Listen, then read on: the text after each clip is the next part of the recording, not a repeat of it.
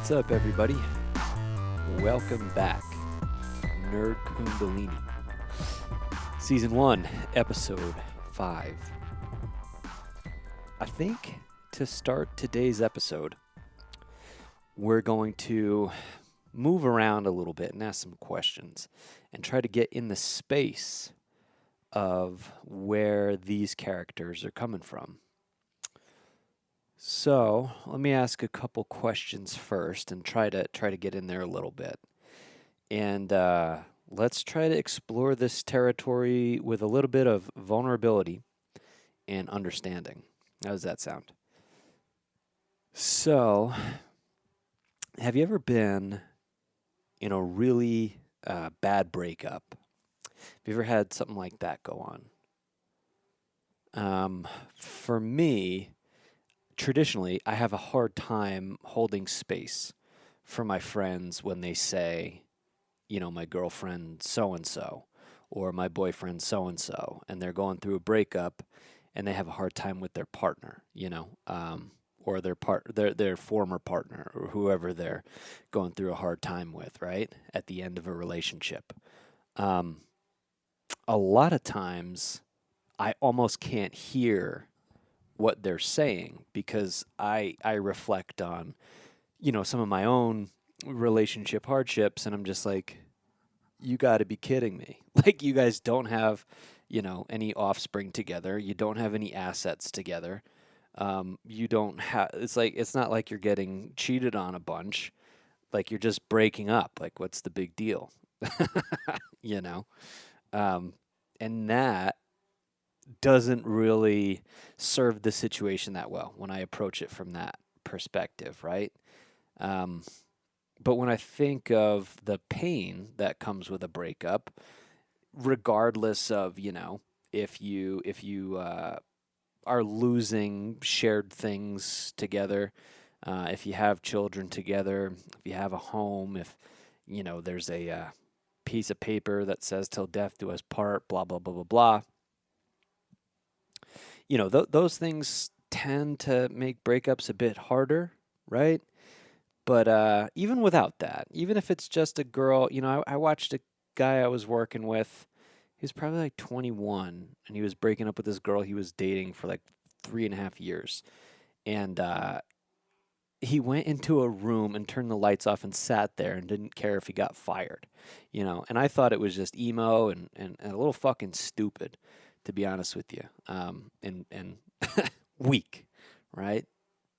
But if I can get over my own bullshit, and if I can invite you guys, if you have any of those same walls to that pain, right? Because that's what that is for me.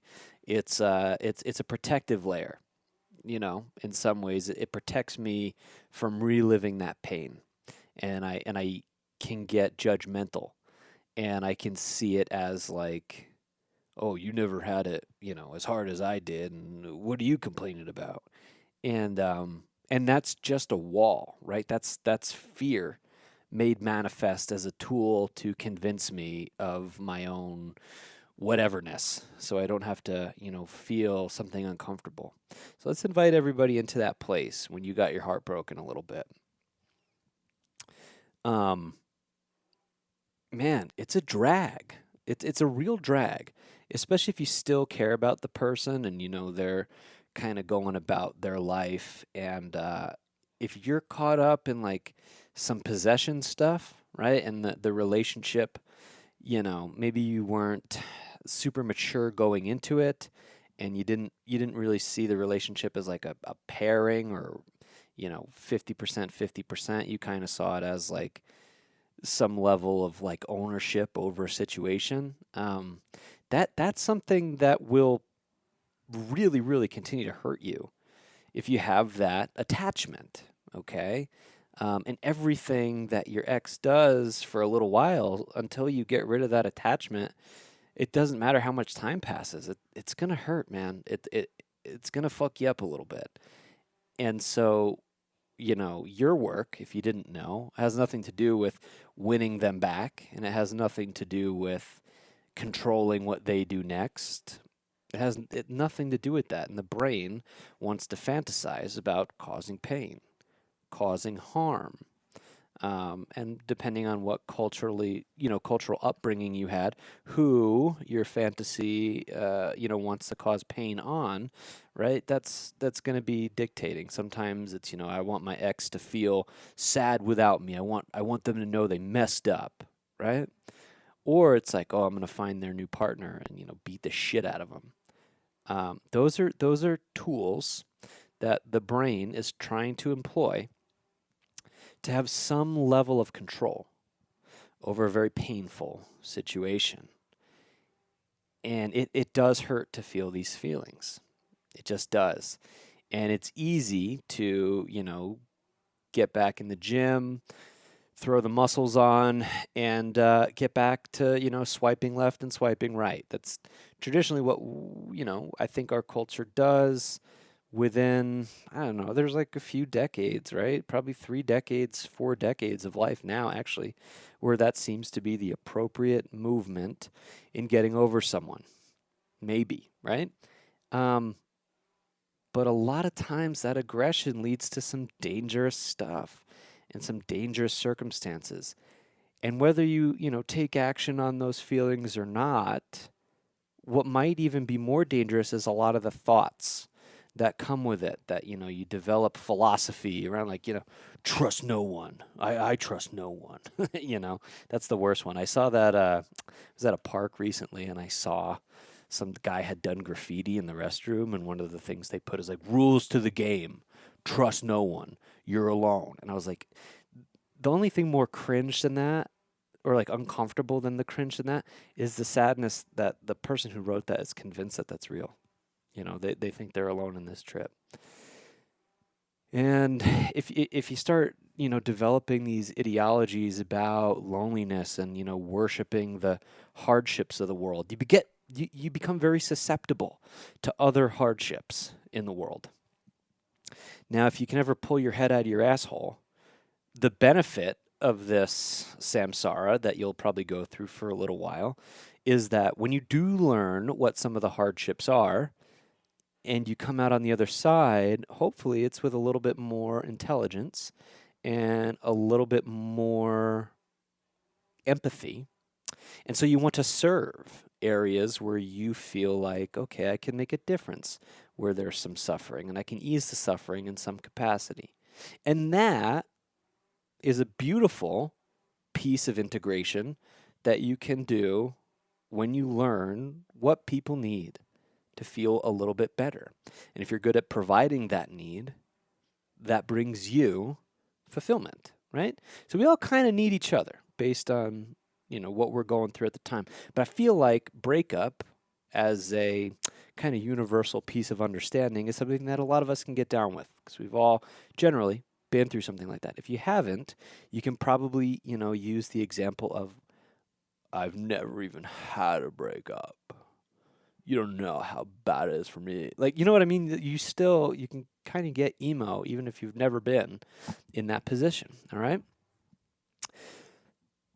Now let's say, a different situation would be poverty.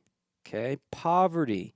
And I'm not talking like, you can't pay rent on time, but you'll get to it next week. So you have a, $35 to $50 late fee. I'm talking like you've been evicted, your car has been repossessed, you have to have uncomfortable conversations with your creditors. You're telling your family, hey, just so you know, I might not talk to you for a little bit. My phone's probably going to get turned off. You're on whatever website trying to find a place to go rent, but you're having a hard time getting qualified for something because you have bad credit. Like, I mean, there's places that poverty can take somebody that there's no real blueprint for. Okay. And when you're in that place as well, it's very easy. You become hyper susceptible to resentment, anger, pain, confusion, and you want to, do some things to put you and your family in a situation that doesn't suck as much. And unfortunately, the first place, the brain has a tendency to go is crime, right? Criminality. How can I go get something for myself that isn't technically mine, right? But like I need it fast, and the fastest way to do it is I got to rob somebody, right? I don't know how many of us have been there. I know when I was younger, I made some pretty foolish decisions. And there's a place that you go when you get caught. And yeah, I went to that place when I was 19 years old. And fortunately, I haven't been back since. And, I chalk it up to I was a very scared, very young, very lonely kid at the time when all that, when that piece of my life was going down. But the feelings that I felt in that place were very, very real. And I was terrified of how am I going to get the things I need to not be living on the streets. And so I can relate and I can understand what somebody's going through, especially if you have all the other demons in your head, not, actual demons, but, all the other scary thoughts telling you this and that. And it's easy to fall into it. So what we tend to do is we ice up a bit and we get cold to those thoughts. And we approach the world with logic and reasoning to get our way out of a bad situation. And that is part of, again, the same way that I throw up walls in having to talk about a breakup. It's the same thing that's going on. It's the same dance. The brain is throwing up walls between you and the severity of what might be happening next. You have to disassociate in some way with your emotional body and grow cold to it to be able to make very logic decisions, like just solely based on A plus B equals C, to get up out of that situation. Okay. And for a moment or two, right? I mean, maybe that's okay. Maybe, when nothing's working and you got no momentum going for you and everything seems to be falling apart, you kind of got to do what you got to do. I don't think that that's a weird thing to say. I'm not suggesting you need to start a criminal enterprise, and I'm not saying to go commit crime. That I want to make that clear. But what I'm saying is, there's a time for honoring your emotions. And I try to do that all the time. Now I try to do that all the time. But there are also times where it's like, hey, I don't have time to cry about this. I got to go get shit done. And when I'm above water a little bit, then this thing can happen, right? But you have to honor that agreement with yourself, or else the walls that you threw up between you and those emotions stay firm and they stay locked in. And it goes from a chilly little sensation to an icy glacier that you're carrying around everywhere you go. Which brings me to kind of, the conclusive piece of this inquiry that we're having with each other, or I guess that I'm having with you, is there's an element of the human animal, right? And I I don't want to pontificate too much about where we come from or what we were like prior to civilization. There's a bunch of educated people and anthropologists and archaeologists and people that study human behavior and sexuality and civilization that all draw kind of sort of different conclusions on what we used to be like before we were a civilized thing. And, we look at different monkeys and apes. The bonobos, I think, are one we look at quite a bit. Chimpanzee, and, we kind of study their behavior, and we do that thing where we're like, oh, well, if they do this, maybe that's what we did, right? And I think universally, something that continues to appear in our psyche or in our culture is a sense of violence, okay? Whether it be a collected violence towards a different collected opponent, be it civil discourse, all the way up to war, be it a rivalry between you and another person who is trying to be romantic with someone that you think is your partner, you know? Or maybe you just got a lot of shit going on and you haven't honored those emotions that you said you would. And you've been approaching things with logic and reasoning for so long that now those emotions that you have habitually stored away forever are working their way back out. And now it doesn't matter who's in the way. You're going to be probably a bit of an asshole. And generally, enough repetitions of being an asshole will escalate into a physical confrontation. That seems to be what happens, right? If we look at parallels between species that are similar to us, insofar as we think we are somehow a more advanced version of them, when we don't honor our emotional body, or if we let it take us for a ride. I guess that's the flip side of this, but that's for another episode. Because if all you're doing is, listening to your emotions and not handling things with logic and reasoning, there's a balance, you'll find yourself in the same problem, for sure. But for the sake of the conversation we're having today with these characters, there's a level of violence that takes place, be it external or internal. And that measure of violence today is what we're going to talk about, because you can't necessarily put it away forever, right? Our culture, our civilization, has a lot of physical outlets for us. So we have professional sports, which I know traditionally nerds and sports don't go hand in hand. I love sports, as I've said on probably every episode now. I almost can't get enough of it sometimes. We have physical fitness. We have long-term endurance races, or finding more and more of a foothold. And if we don't honor that level of physicality, it tends to manifest itself in further aggression. So there are outlets. There are outlets to that thing, right?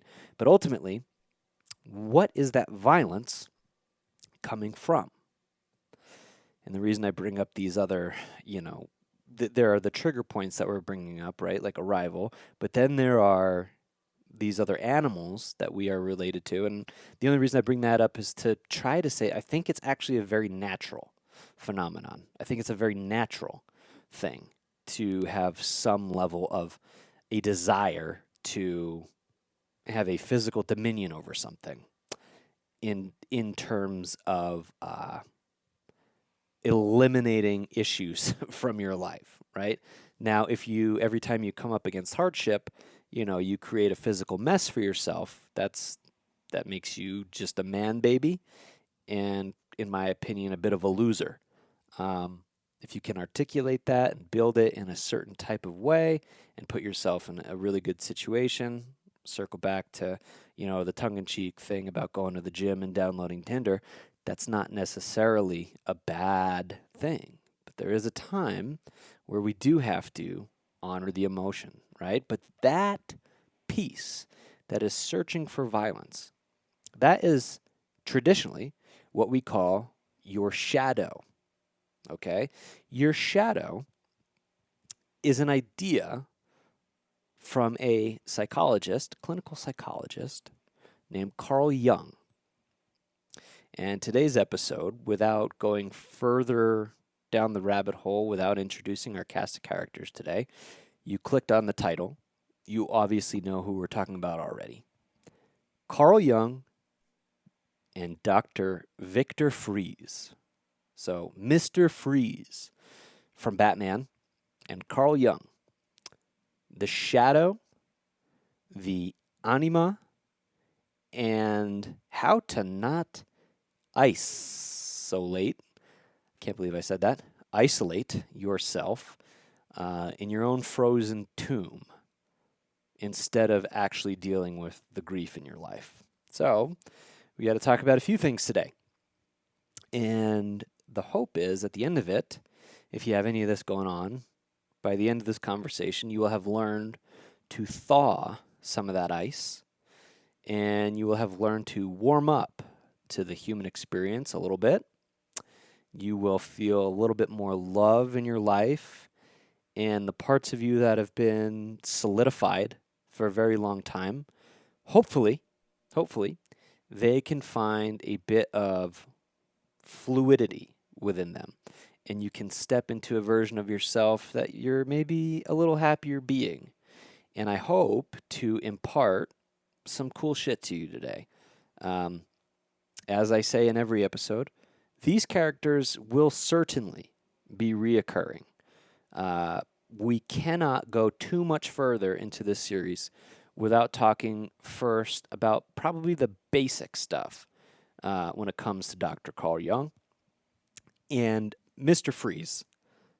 For full whatever, has got to be my favorite bad guy in a comic book. Period. Stop. I know I've kind of gone off every episode at this point probably and said how Magneto shows up in the Mutant Genesis series is just really wonderful. Um, but as a character, as a man, as a deeply relatable tragedy, Mr. Freeze, in my opinion, stands alone when we look at how he's kind of dealt with grief and his circumstances and everything we need to know about what it's like. I guess a good place to start with him. The Beatles, right? They've got that line in Hey Jude where he said, "Don't you know that it's a fool who plays it cool by making his world a little colder?" I really like that line. Um, and I think it's true. I think, when certain things take us on a run and we try to get icy to it and be too cool for the experience, that has long term problems. And Mr. Freeze is just the embodiment of everything that could go wrong long term. The newer Mr. Freeze. Now, granted, I think originally his name was Dr. Zero, if I'm not mistaken. It was Mr. Zero or Dr. Zero. And he didn't have too much going on. He was just kind of a background character in Gotham City, and he shot the ice guns. You get what I'm saying? But it was in the animated series in the 90s where they really turned him into a pretty prolific character.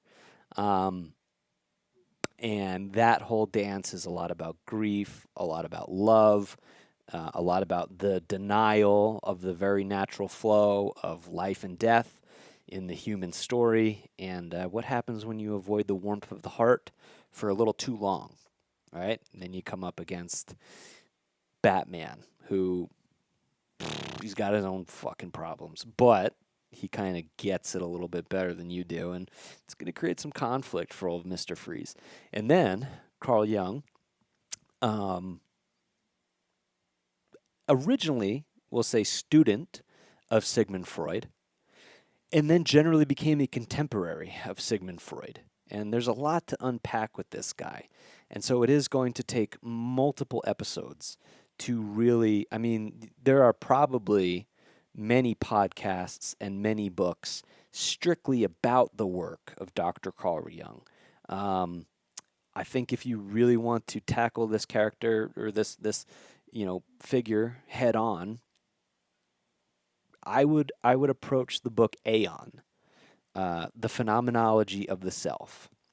This is one of his more complete works, where you can, I guess, kind of best understand a lot of how he saw the psyche. But to kind of dive into him, there's going to be a few parts of his work we talk about today. Again, it would be impossible to get into the whole guy today. Mr. Freeze, we are jumping in completely.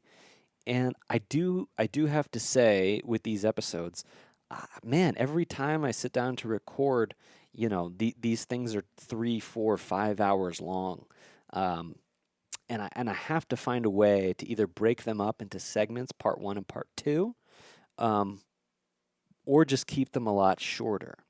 So I hope to get the most out of this episode that I can, and keep it as fun and entertaining as possible while also not flying off the handle on time. I mean, you're not going to listen to these if they're that long.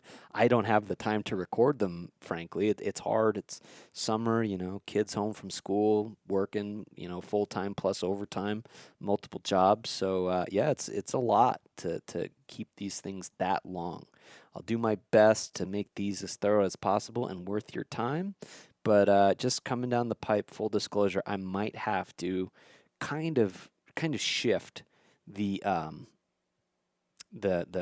foundational uh, formulation, I suppose, of what these episodes and how they're going to be structured are.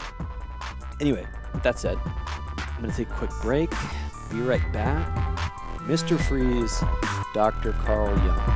Stay tuned. I think we got a really badass episode.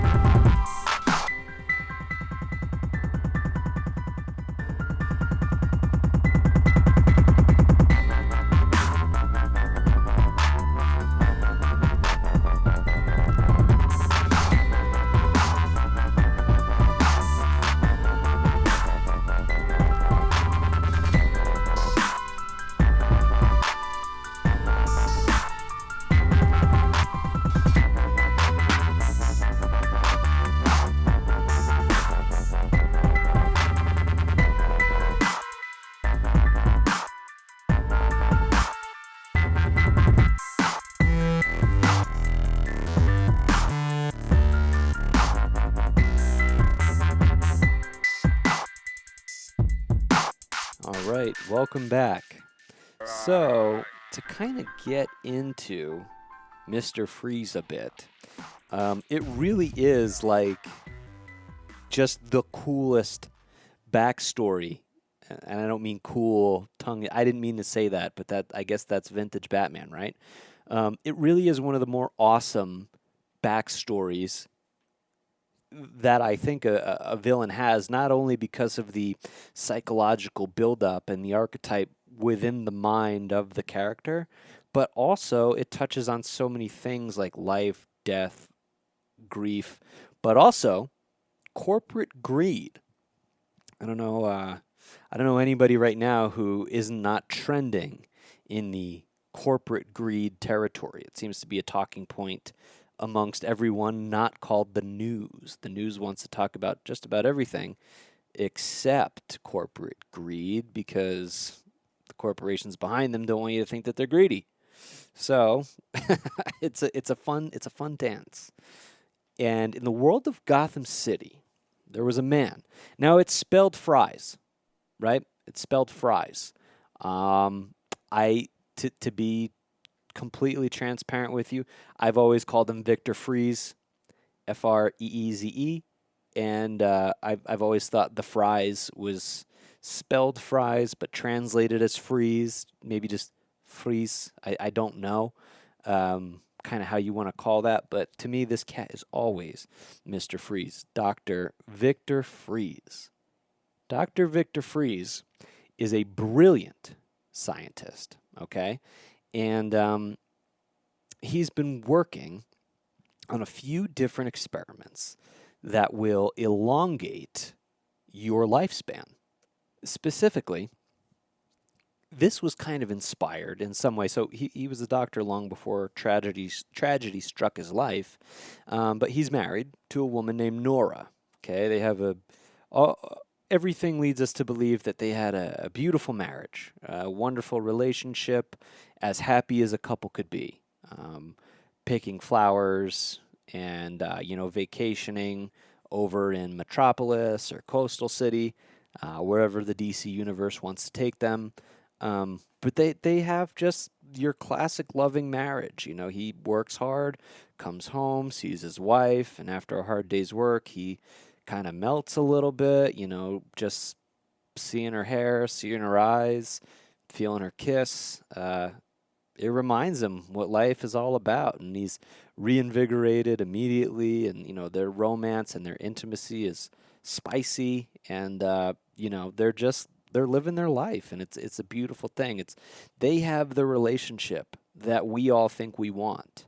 All the single people out there, that you have this vision in your head of what you want from your partner. They have it. Just that's without going too further into the territory, it's a fantastic couple, and they're hitting on every single level. They are deeply, madly, passionately in love. Okay? So that's kind of the backstory for Victor and Nora Freeze and their relationship. Now, Dr. Freeze, Victor, is working on some experiments to kind of elongate the life a little bit, specifically for people that fall ill. And he does this through like cryogenic therapy.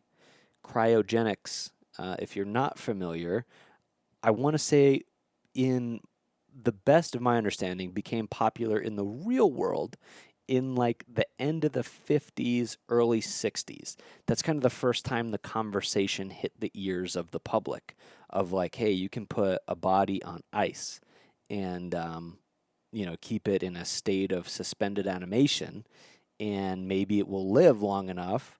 So, in the future, right? Let's say we freeze some soldiers, or, put them in a what are they called? A time capsule. When they thaw somewhere in the future, they'll be able to share what the past was like, and like probably a very healthy, very educated, normal public response would be is that shit sounds crazy. That's nuts. Why would we trifle with that? A, it's not going to work. B, even if it does work, like, you're not supposed to do that, right? Now, obviously, our culture has been very interwoven. When I say our culture, I mean the West. I don't want to speak for the rest of the world. We've been very interwoven with a handful of different religious ideologies, okay?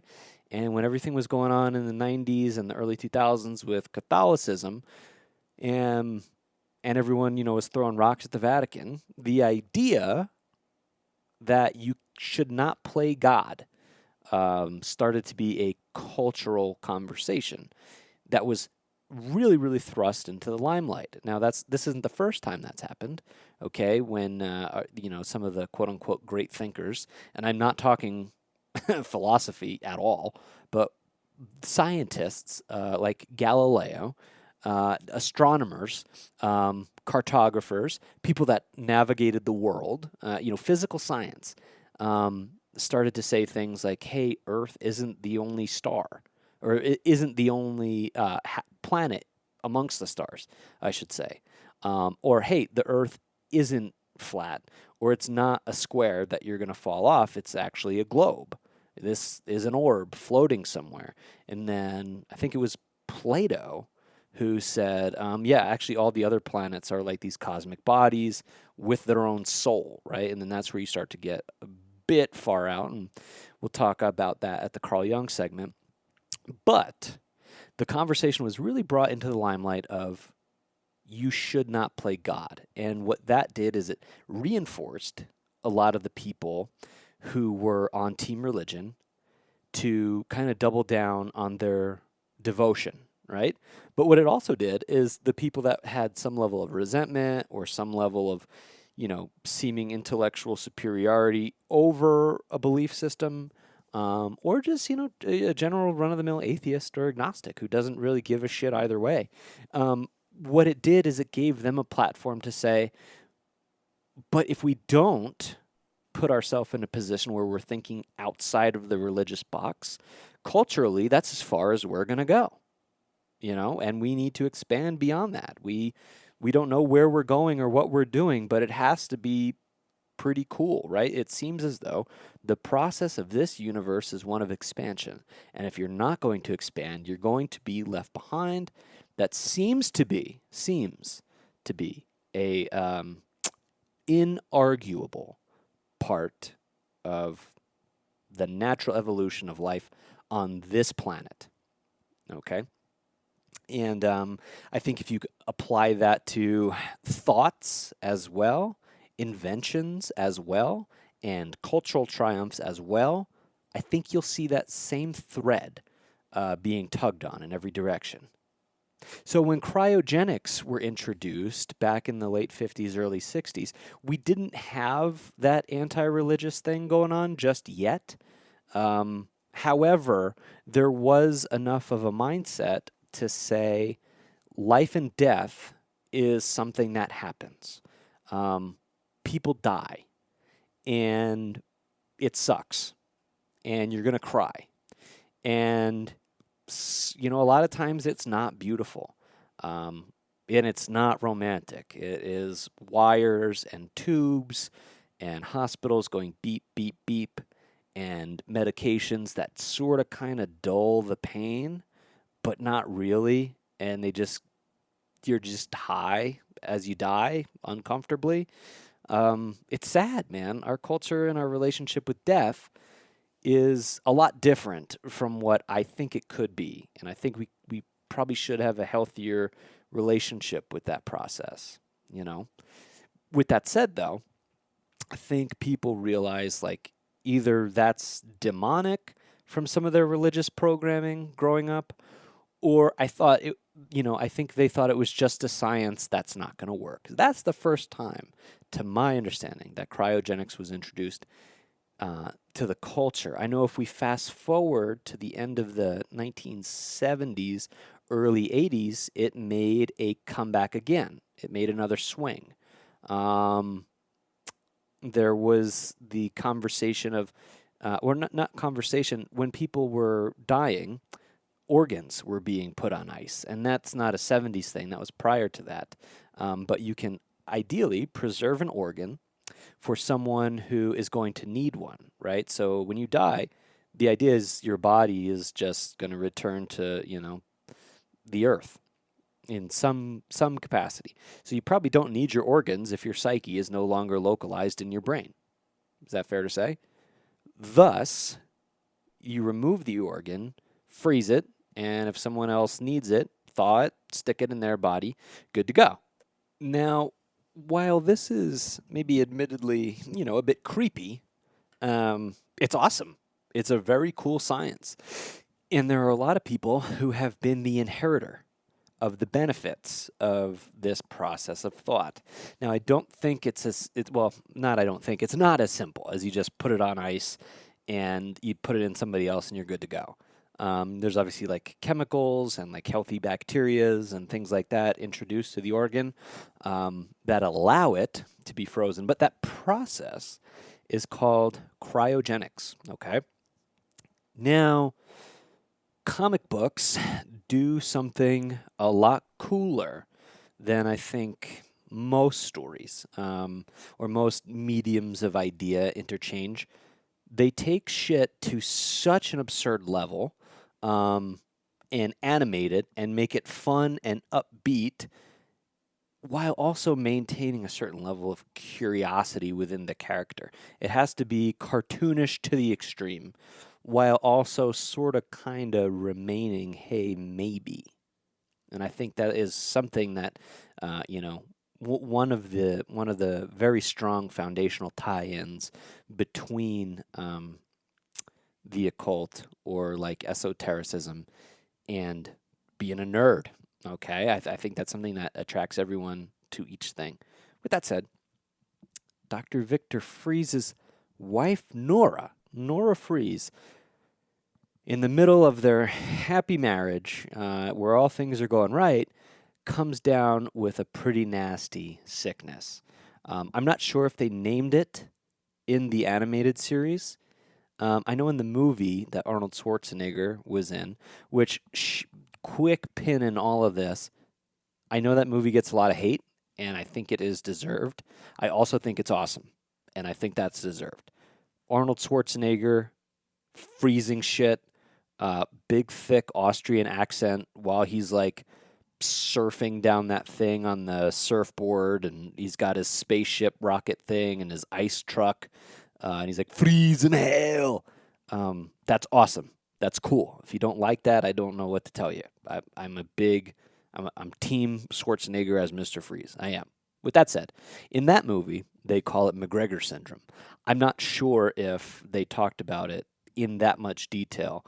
I know I read more about it in that book Snow. There's a graphic novel that they made where it's just Batman and Mr. Freeze, and actually the animation or the not the animation, the drawings in it are freaking beautiful because it puts Batman in the suit he was wearing in the 70s with the light blue cape and cowl and the gray fit with the bright yellow and black emblem on the chest. It's very Adam West, very cool.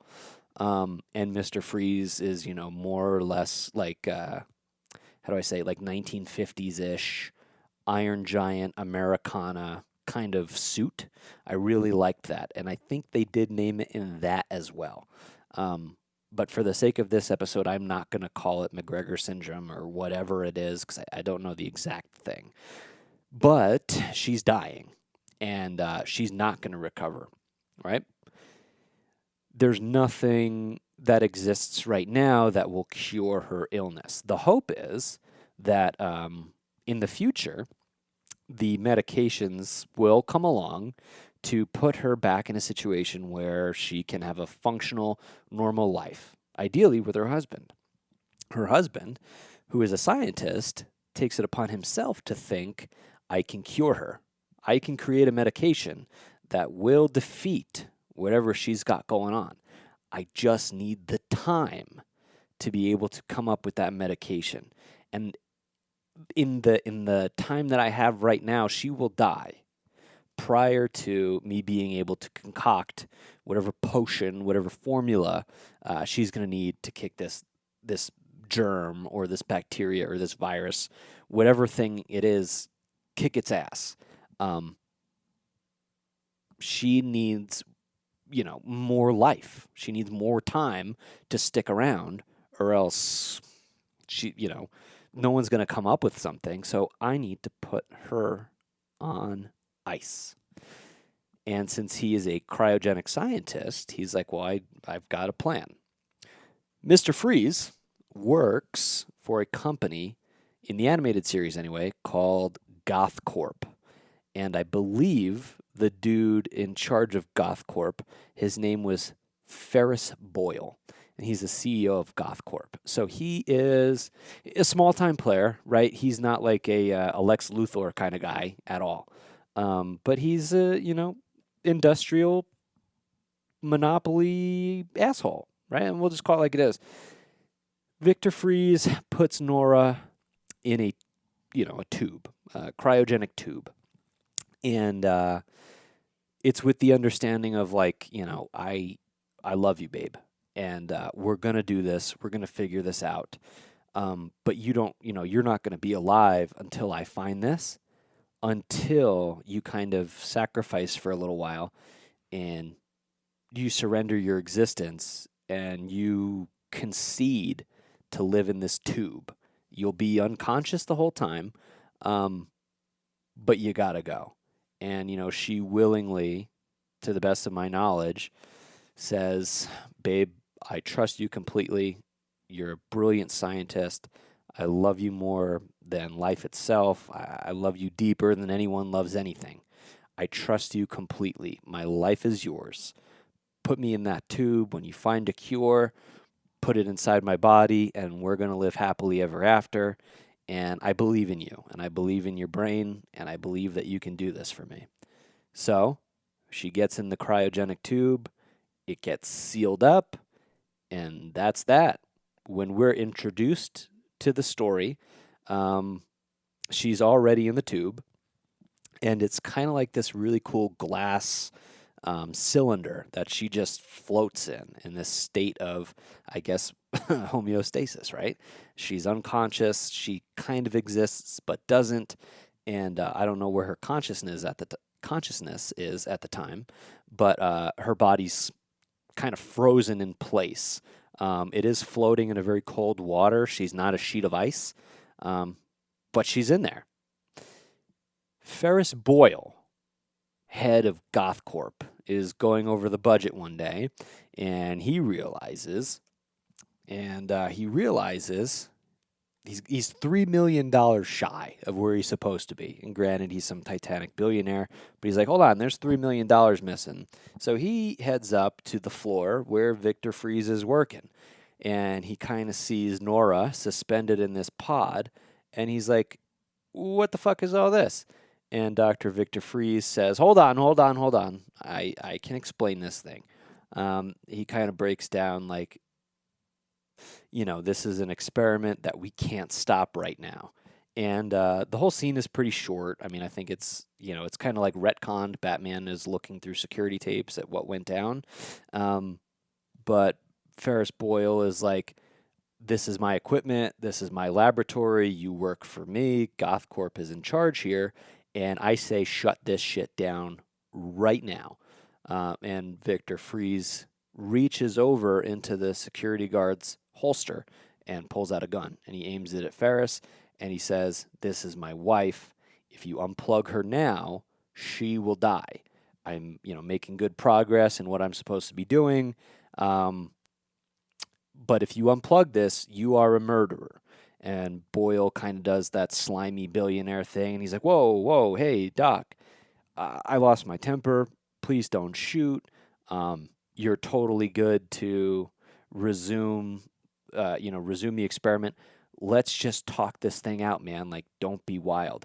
And, Victor Freeze is like a pretty nice man. Like even in the movie with Arnold, right? Like he was lit up, he was happy, he had a big smile, and they show footage of his and Nora's marriage together. In the animated series, he's kind of like a portly guy. He's a little chunky, but he's drawn to just be like this unassuming, nice guy. And he feels terrible that he has to defend his wife against this situation. And he doesn't like confrontation. He's not that kind of person. He's very, very soft, at least from what we're led to believe, right? He's a very mild mannered kind of guy. And he walks with a hunch that's supposed to be putting out like he's kind of a, I don't want to say pushover, but probably a bit, right? And so he puts the gun down to his side, and he starts to do the "I'm sorry" thing, and then bam, Ferris kicks him right in the gut, and Victor flies back into a table in the laboratory, and all this like steam and smokiness starts to fly off the tent. So, or sorry, fly off the table. So in the laboratory, he had lots of these different like vials and cauldrons and all these like different medications and cryogenic chemicals, all in these different vials on this research table. And when he's kicked into it, the camera kind of pans away and it just shows Ferris and the two security guards that he broke in there with. And he says something like, "We need to get the hell out of here. Like, we can't inhale this." And as the room is filling with smoke, it's also filling with snowflakes. And the viewer is led to believe that something's going on with snow and ice and this, that, and the other. And they run out and they close the door behind him, and they assume that Mr. Freeze and Nora are in there, both dead from some type of like lab explosion. And then they show through the mist Mr. Freeze's hand on Nora's capsule, saying something to the effect of like, "Nora, I'm sorry, I'm going to save you." And as his hand is sliding down the cylinder, it's turning to ice, and there's like all this frozen whateverness around his hand. And so that's the birth of Mr. Freeze. What we learn later is that that accident in that cryogenic room mutated the cells within his body, to where he has to stay consistently in a state of like very cold temperatures. If he goes anywhere warm, he'll die. And since the world in Gotham City, it's a normal city. It's supposed to be based like New York. It's got a summer. Beyond that, what's room temperature usually? 70 degrees. He would die. His body can't handle something that warm. He's always got to stay at freezing temperature. So to be able to make this happen for himself, he builds a suit. And the suit keeps him within this. It's kind of badass depending on what you're looking at, or which iteration of the story is being told.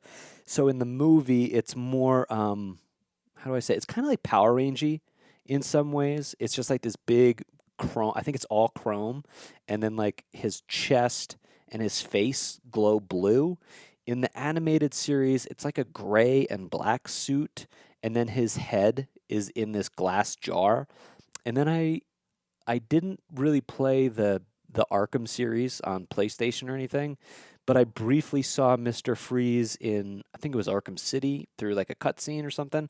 That suit looked pretty badass to me. But universally, it's always the same thing. His head, his face is observable through some level of glass, and then the rest of his body is kind of in armor. And the armor is, it keeps the cold inside. So no heat gets in, no cold air escapes, and then generally it seems to be bulletproof. It's definitely impervious to Batman trying to throw a batarang at it. That shit doesn't work. Guns don't work on it. Like things bounce off of it all the time. Um, yeah, unless you like superheat the suit, it's fine. It's pretty damn near indestructible. And I don't know what metal, if that matters at all. I know, adamantium for the Marvel people is a big deal to get the metals right. I don't know if DC has that same thing, but whatever it's made of, Batman ain't fucking with it. I mean, it's the barrier between Mister Freeze's life and death. So this thing is as secure as possible. And not tends, he has escaped that accident with his suit and with Nora. So somehow he gets Nora out of there, and he's got a lair now, as all wonderful bad guys should have. Mr. Freeze has a lair, and in the movie, I think it's an abandoned ice cream factory, which I thought was pretty rad. And I know in the game it's in a laboratory, and then in the animated series and in the Snow comic, it's also a laboratory, and it's cooled to zero degrees, right? So every time Batman goes in there, he's just cold as hell. But so he's in there, and he's still working on saving Nora. The problem is now he doesn't have the funding of GothCorp to save his wife. And if he did have the funding of GothCorp, um, I mean, would you want to work for someone that tried to kill your wife for a little bit of money? Like, probably not. Like, no. So he has to find a way to go make his own money. And in a city like Gotham, you've got a lot of people doing that same thing. Penguin's out there doing it in the political sphere. Joker's out there doing it, recruiting all the crazies in town to help him out. Poison Ivy's doing it, getting it from, the wealthiest industry tycoon, masculine figures in the city. Scarecrow, I mean, they're all doing their thing. Mr. Freeze is kind of, sort of, and I think here's a difference I need to say. They're all certified Looney Tunes. Everyone I just mentioned is a freaking wackadoo. Mr. Freeze is kind of the one who's like, still generally pretty intelligent guy. I guess you could make the argument that the Penguin is to be able to navigate like that aristocratic level of society. Everyone else is a sheer loon who kind of either lucks their way or plans their way into a lot of advantageous situations.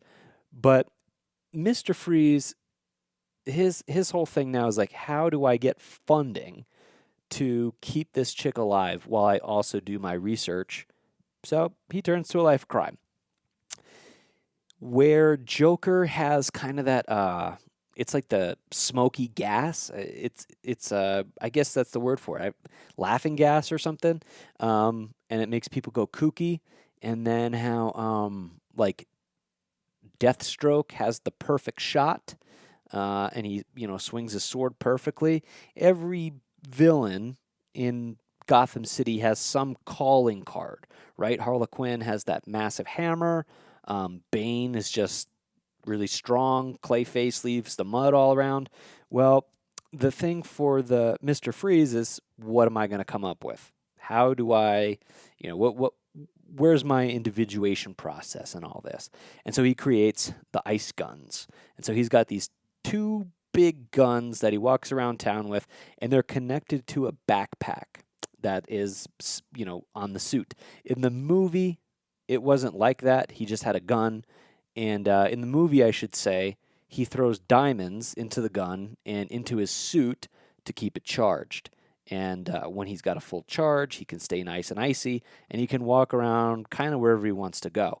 But if he's not in the suit, he's bound to the lair. He can't leave it. It's the only place that's cold enough to keep him alive. and basically goes out into town, steals diamonds, wreaks havoc, robs banks, does everything he can to continue to fund his own research on healing his wife. That's his whole story. Okay. And I think, well, let's do a couple other things here real quick, and then we're going to pivot over to Dr. Jung. And then after Jung, we're going to tie all these things together. And hopefully you can learn some cool stuff at the end of this, how to thaw your heart a little bit. But Dr. Freeze has kind of this credo, right?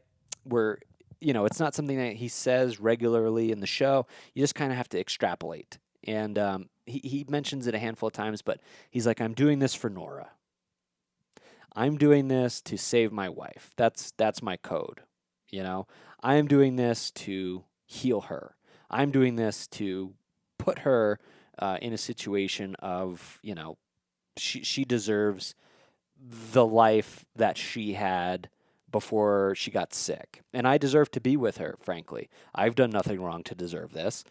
And, he does have a couple revenge arcs throughout his incarnation of, one, he goes after Ferris. A couple of them, he's just very directly like, fuck Batman. I'm going to beat the shit out of Batman. And I like that version of Mr. Freeze. But for the most part, his whole thing is like, if you just get off my back and let me heal this woman, I will cause no further harm, right? But then he goes out and causes harm under the guise of, I'm trying to heal this woman. And listen to what he's saying, it's, I don't deserve the death of my wife because I didn't really do anything wrong, and she deserves life before she got sick. And it's not the accident that causes Dr. Victor, if we want to call him Fries, it's not the accident that causes Fries to turn into Dr. Freeze, okay? It's that thought. It's the thought of, I didn't do anything wrong. This should not have happened. Because with that thought comes entitlement.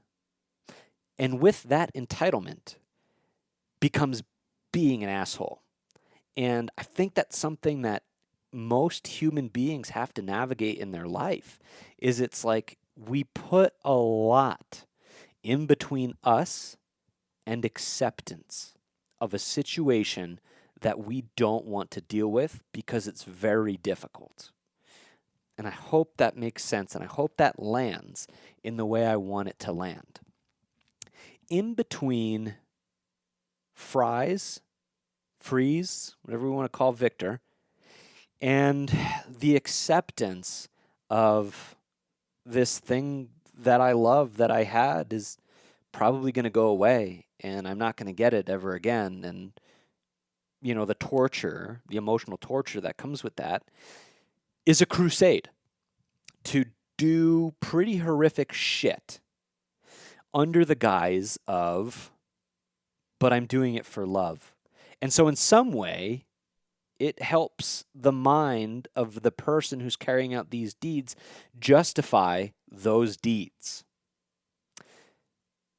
Especially in his revenge arc against Ferris. Because under that, it's the idea of, well, hold on. There's this multi-billion-dollar company that can throw away life as it wants to just because it's not going to fit the budget sheet. And this asshole can't see past the fact that if I can save my wife, I can also save millions of people who get diagnosed with this syndrome over time. Like, this is not just a short-term thing for me to save my wife. This is a very long-term medical scale of, we can save so many human lives from this issue. If he can only sit tight for just a little bit longer and let me do my work. But he sees what it is. It's the corporate greed. It's this asshole wanting to keep his pennies in his pocket and continue to reinvest and reinvest and put profits over people. Like, hey, guess what? That is a real fucking issue in our world, not just in the DC comic universe, okay?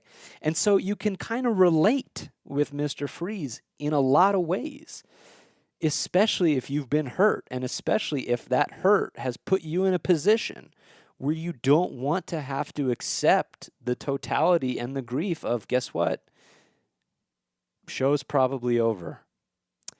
And the version you were before this incident is likely gone. And how are you going to navigate this titanic difficulty? And what kind of person are you going to be in that process? What's the amalgam? Are you going to allow yourself to be molded into that next version of the self, right? It's heavy. It's a heavy ask. I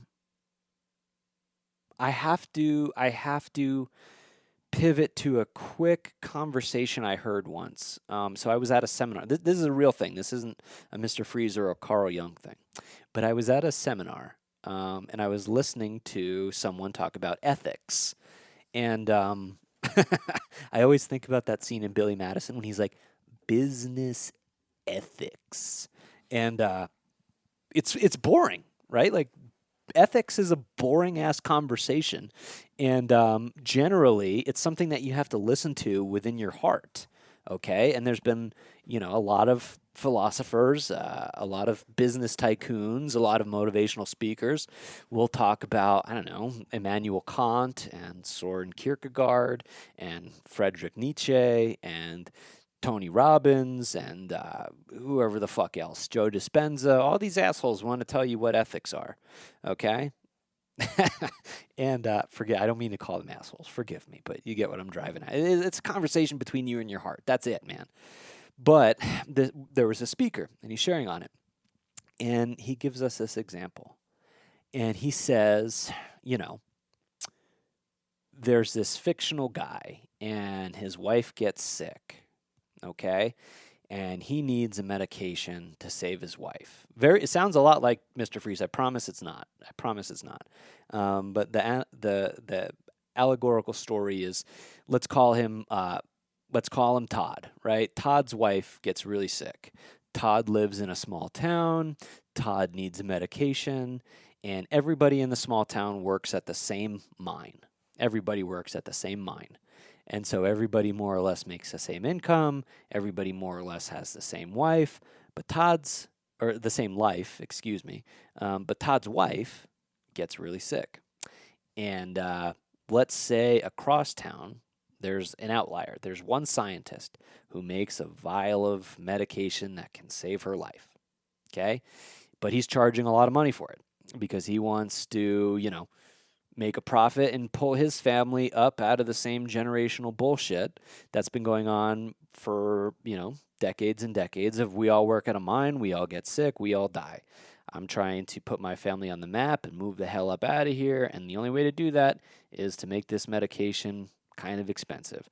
Todd goes up to him and he says, hey man, can I get a little bit of that medication? Guy says, if you can't afford it, I can't give it to you. I'm sorry to tell you, Todd, we go back a little bit, but I got to do this for my family. Todd starts asking around people at work, at the mine, hey, my wife is sick. We're trying to fundraise a little bit. If everyone could pitch in a little bit of money, because we're pretty broke. Everyone tells him the same thing. Hey, we're pretty broke too. We got sick family members. You don't see us with our hands in our caps and, asking you for money. You got to make do, man, and you got to accept, like, this might not be something that you're going to make it out of with her. Just, putting it out there. And Todd's losing his mind, and, he goes to the newspapers. He says, this medication was invented. He's not sharing with me. My wife's going to die. This guy's a real piece of shit, and the news runs with it. Well, now the scientists, his children are getting picked on at school, and it just further motivates the scientist. You know what? This place is backwater mining people. I need to get the hell out of here. There's no way I'm creating any type of discount right now, especially for that motherfucker Todd and his dying wife. So Todd keeps asking around for a little while, and he's trying to justify this and that, and he keeps asking his wife, "Hey, are you doing okay? Anything I can do? Like, I know you're sick. I know you're uncomfortable. You're not doing all right. Like, how do we make this work?" She says, "Todd, just be Todd. Just that's what makes me happy. That's what makes me happy. Like, I love you, and I'm the sick one, but you still have a life to live. Go do it." And Todd's like, "All right." And Todd's just wheeling in his mind for a couple weeks and how I'm going to make this work. And his wife's getting progressively worse, but she's, being kind and she's being loving. She's being a real trooper about the whole thing. Finally, he goes right up to the doctor's house, the scientist's house, and he says, "Hey, let me in." Doctor lets him in. Todd says to the doctor, "Hey, man, let's just have a quick talk. I'm sorry about the news article. I'm sorry about all my wheeling and dealing. I just love my wife so much, and I want to save her life, and you know how, and there's got to be something we can work out." And the doctor says, "You know what, man? Let's talk. I'm not going to guarantee anything one way or the other, but I'll give you 5 minutes. I'll give you 5 minutes. Let me finish up what I'm doing, and I'll give you 5 minutes. Sit right there. I'll be right back." And the doctor goes in the other room. And Todd sees on the desk a vial of the medication. What are you going to do? That's the question. You're Todd. You see the medication on the table, you can go save your wife's life. You can steal it. And the doctor would be out of his medication, but you could go save your wife, right? Now, the ethics piece appears in the conversation.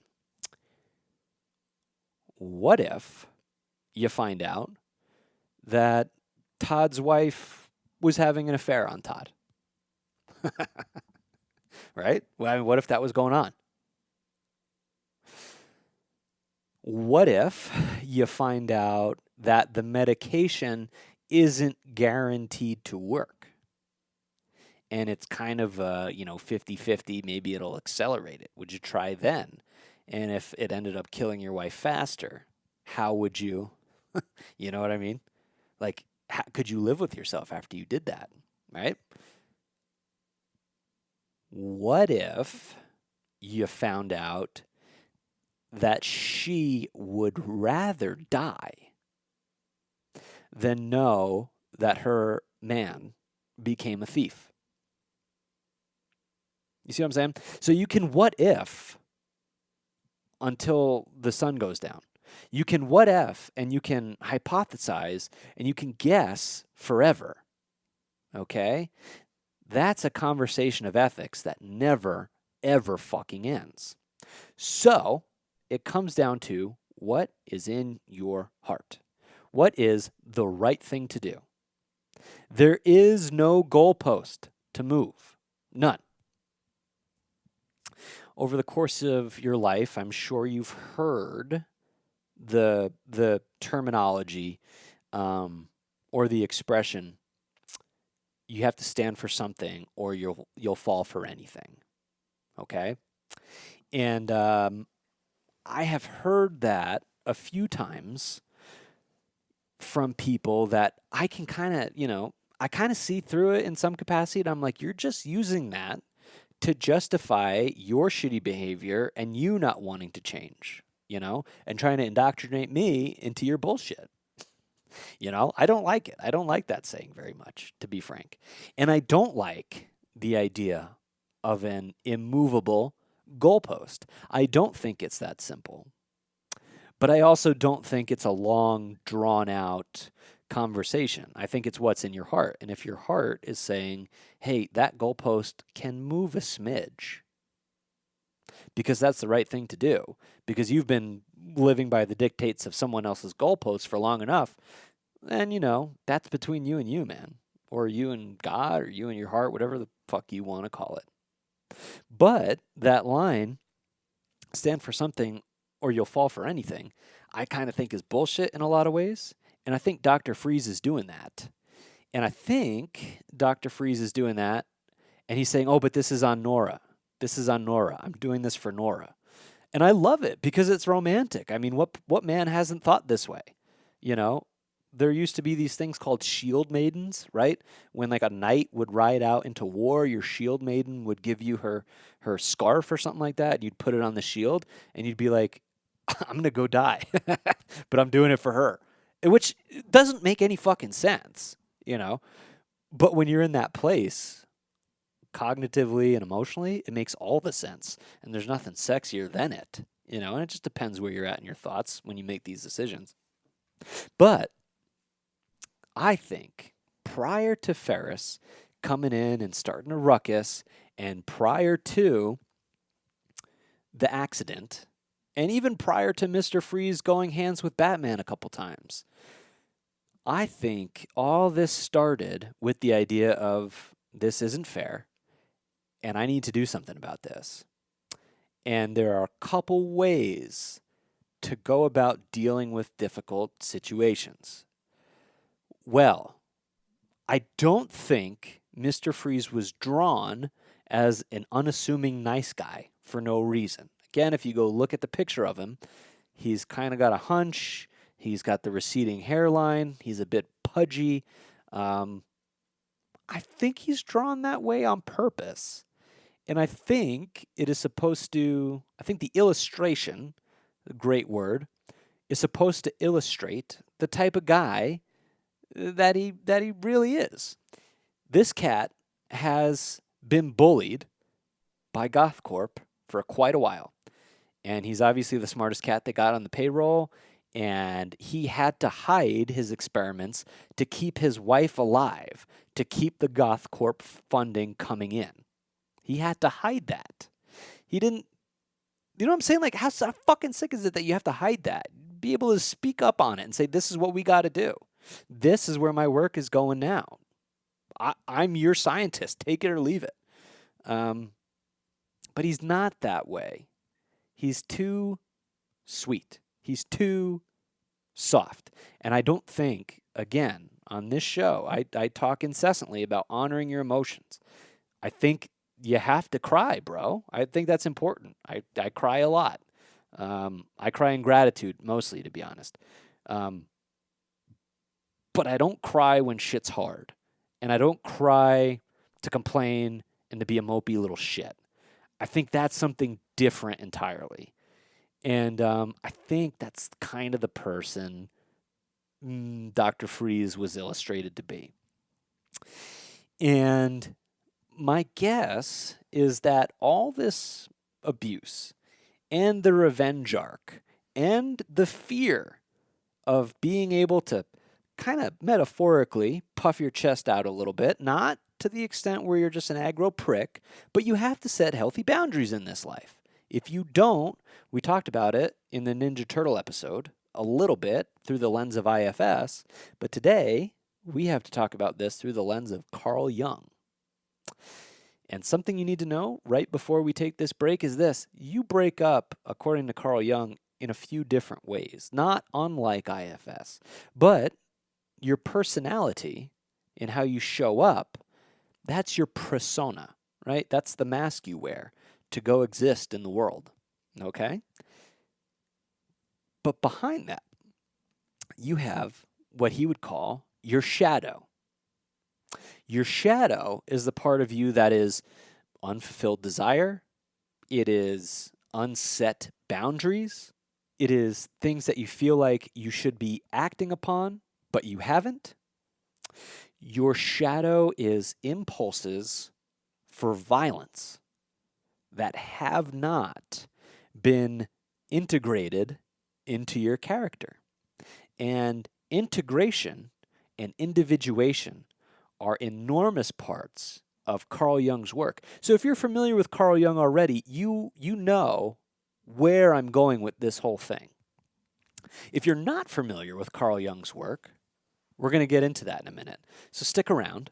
And I think this guy is probably one of the most important figures in modern Western history. Like, hard stop.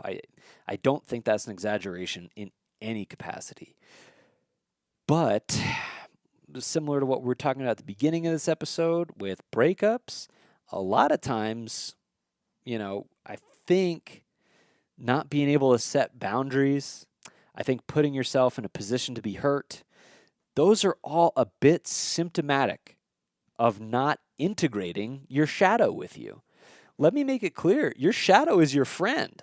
It really is. You just have to come to terms with a lot of things that are kind of uncomfortable about your life, about your past, about the way the world is, and you have to come to terms with them so that you can integrate them into your character. Because if you cannot, here's something I really love. This is a quote from Carl Jung. He said, "If you do not make the unconscious conscious, it will continue to rule your life, and you will forever call it fate." Pretty wonderful thing to say, and pretty fucking accurate. And our boy Mr. Freeze, unless he comes up against that shadow and integrates that into his character, there's another shadow in Gotham that's going to have to put him in his place, unfortunately.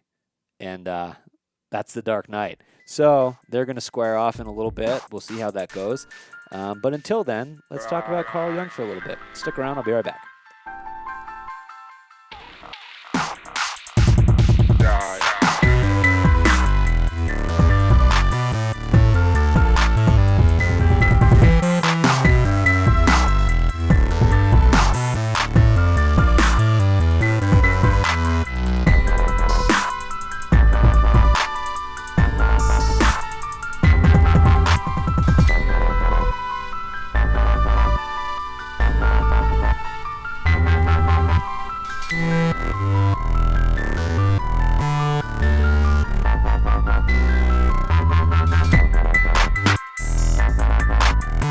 Welcome back. Jungian psychology in a nutshell. Man, how to do a disservice to the most brilliant minds of all time. I'm going to do my best. Just kidding. It really is thrown around quite a bit. The term archetype, the term shadow, the anima, the animus. This man's life work was and is like very, very significant. And like I said, I need to be more direct, especially when it comes to the real life figures that we talk about in these shows. So, of course, Kavoth and the Ninja Turtles and Goku and Vegeta and, Paul Atreides, these guys will come back from time to time on this show. However, their counterparts, reality transurfing and internal family systems therapy, religious mythology, like the law of attraction, and today, Jungian psychology, these are not just going to be coming back in this show. These are the driving points behind the show. This is the foundation of what I'm really trying to get across to everyone. And my hope is we can spend the whole first, maybe some of the second season, breaking down the tips of the icebergs, so to say, on these fundamental ideas, and then going as deep with them as we can for the foreseeable future, right? And so while I think can probably talk about Goku and Vegeta forever, I could probably talk about reality transurfing and Vadim Zeland's work for forever and a day. Does that make sense? I love these fictional heroes. They're what makes my life rich in a lot of ways. And for my own creative processes, I draw on them for inspiration in so many ways. However, it is the shit beneath them that makes my life a life worth living and exploring. And I love the mind, I love the heart, I love the soul. Thus, I have to be careful with how much time I spend on each of the real world figures per episode. I'm going to try to be as concise and direct as I can with a few of Carl Jung's concepts today. And as we continue with Jungian psychology in further episodes, we'll expand upon these ideas and expand upon these ideas. I have a few episodes in the barrel already, but there is another character from Gotham, not named Batman, who, well, there's two of them. they are getting a tag team episode together with Carl Jung in just a few more weeks. So we are going to explore more of Carl Jung and Gotham City somewhere in August. And I think you'll be very happy. I think our female audience should be pretty happy. It will be probably the first tip of the cap to a lot of the female characters we'll introduce on this show. With that said, those concepts and the deeper parts of Carl will flesh out later. For today, here's what we need to know. And thank you for accepting that explanation. I appreciate it because that's what I got for you. So, Carl Jung, who is this cat? Well, he was a student of Sigmund Freud, and then he later became a contemporary. And he is pretty much one of the godfathers of psychology, but it's not that simple. So, to understand Carl Jung, we have to understand the evolution of psychology as a science. Today, if you want to go see a clinical psychologist or a psychiatrist or someone with their MSW, who's just going to be your social worker, or if you're going to go meet with a primary therapist, those are all kind of different things now. Once upon a time, they weren't. And now, usually, when you're meeting with one of these people voluntarily, it's generally in a nicer area, okay? This profession is now pretty interwoven with insurance. I have a few people in my life that I really care about that are therapists. A guy I was the best man at his wedding, one of my best friends, he's a therapist. His wife is a therapist. My ex-partner was a therapist. A girl I'm currently seeing is a therapist. So shout out to the, I have nothing to do with therapy except I talk about it on this show, and I go every couple years. I'll go in. So I don't know. Maybe the universe is trying to tell me, hey, bro, like you got some shit to talk about, doc. But with that said, in no way am I trying to take away any type of street cred from that profession. Okay, what I am saying is that unfortunately, it feels as though insurance companies have more or less dictated what a lot of these providers are allowed to say and do and not do. And if there's any type of specialized type of thing, then they have to make referrals. And it feels kind of weird.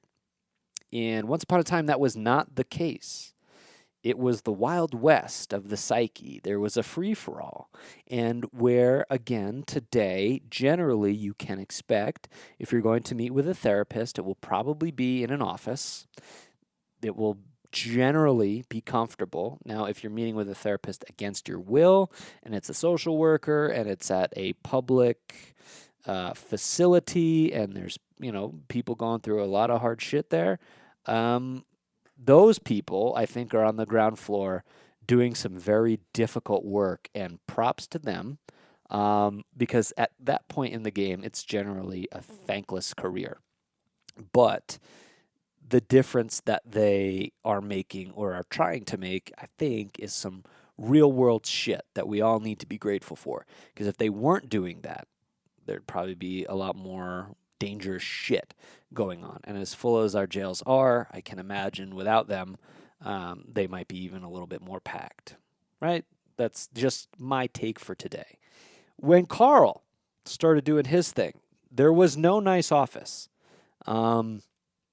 There was later, but this cat was going into fucking dungeons. I'm not kidding. Dungeons. Asylums.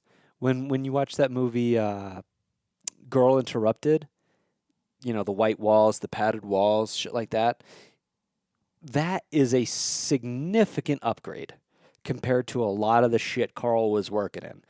The loony bins, I'll call it a loony bin. Back then, they had no idea how to treat some of these people. So for Arkham Asylum in the DC universe to be kind of Lovecraftian and somewhat of like a dystopian like factory, that's not far off. What they were really like, if you want a better level of understanding of what they were kind of like, go watch the movie Quills with Joaquin Phoenix. I would say that's more or less what Jung was working with.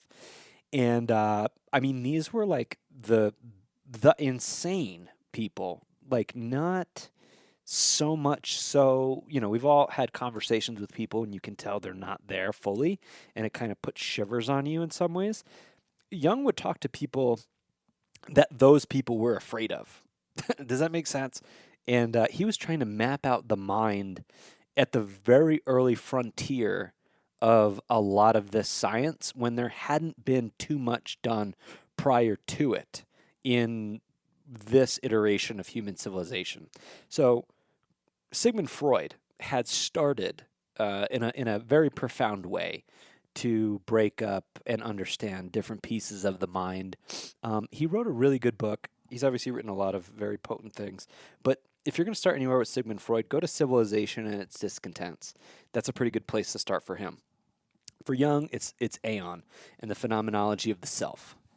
With that said, he was taking a lot of what Sigmund Freud said and sort of kind of applying it to a lot of his patients, but they had a big break and a big deviation in kind of how they saw psychotherapy and where it was going. And again, it's not like what it is today. Today, there's a lot of validating and a lot of I can hear that and I can hold space for that, and a lot of active listening of okay, so I hear what you're saying is this. And then generally a therapist will ask you not provocative questions, but questions that will help you expand your observation um, on any given situation. And hopefully, if it's a good therapist, they're going to offer you a modality of behavior to change your situation, right? That's a good therapist. A shit ass therapist is just going to let you talk for the entire 50 minutes, and they're not going to interject anywhere, which, frankly, I think is trash. And I don't think there's any place for it in our civilization, and I think it's unfortunate that so much of this shit is that way. Once upon a time, a psychoanalytic interview would be very provocative and it would be standoffish and it would challenge your beliefs and it would challenge your behaviors in your face. And it was very controversial and it was very, what word am I looking for? It was very combative and it was very like, you don't have any room, like you've washed up here, right? So you don't get to tell me what you're doing that's right and how everyone else is wrong. Everyone else is not in my office and you are. There's something wrong with you. And it was a very direct approach to mapping out the mind and kind of forcing accountability on someone. Okay? Now, the deviation between Freud and Jung is a two-part process, and this is how it started. And eventually, for a long time, I mean, Carl Jung was kind of banished as like a hook or a hoke or whatever word I'm looking for, a kook.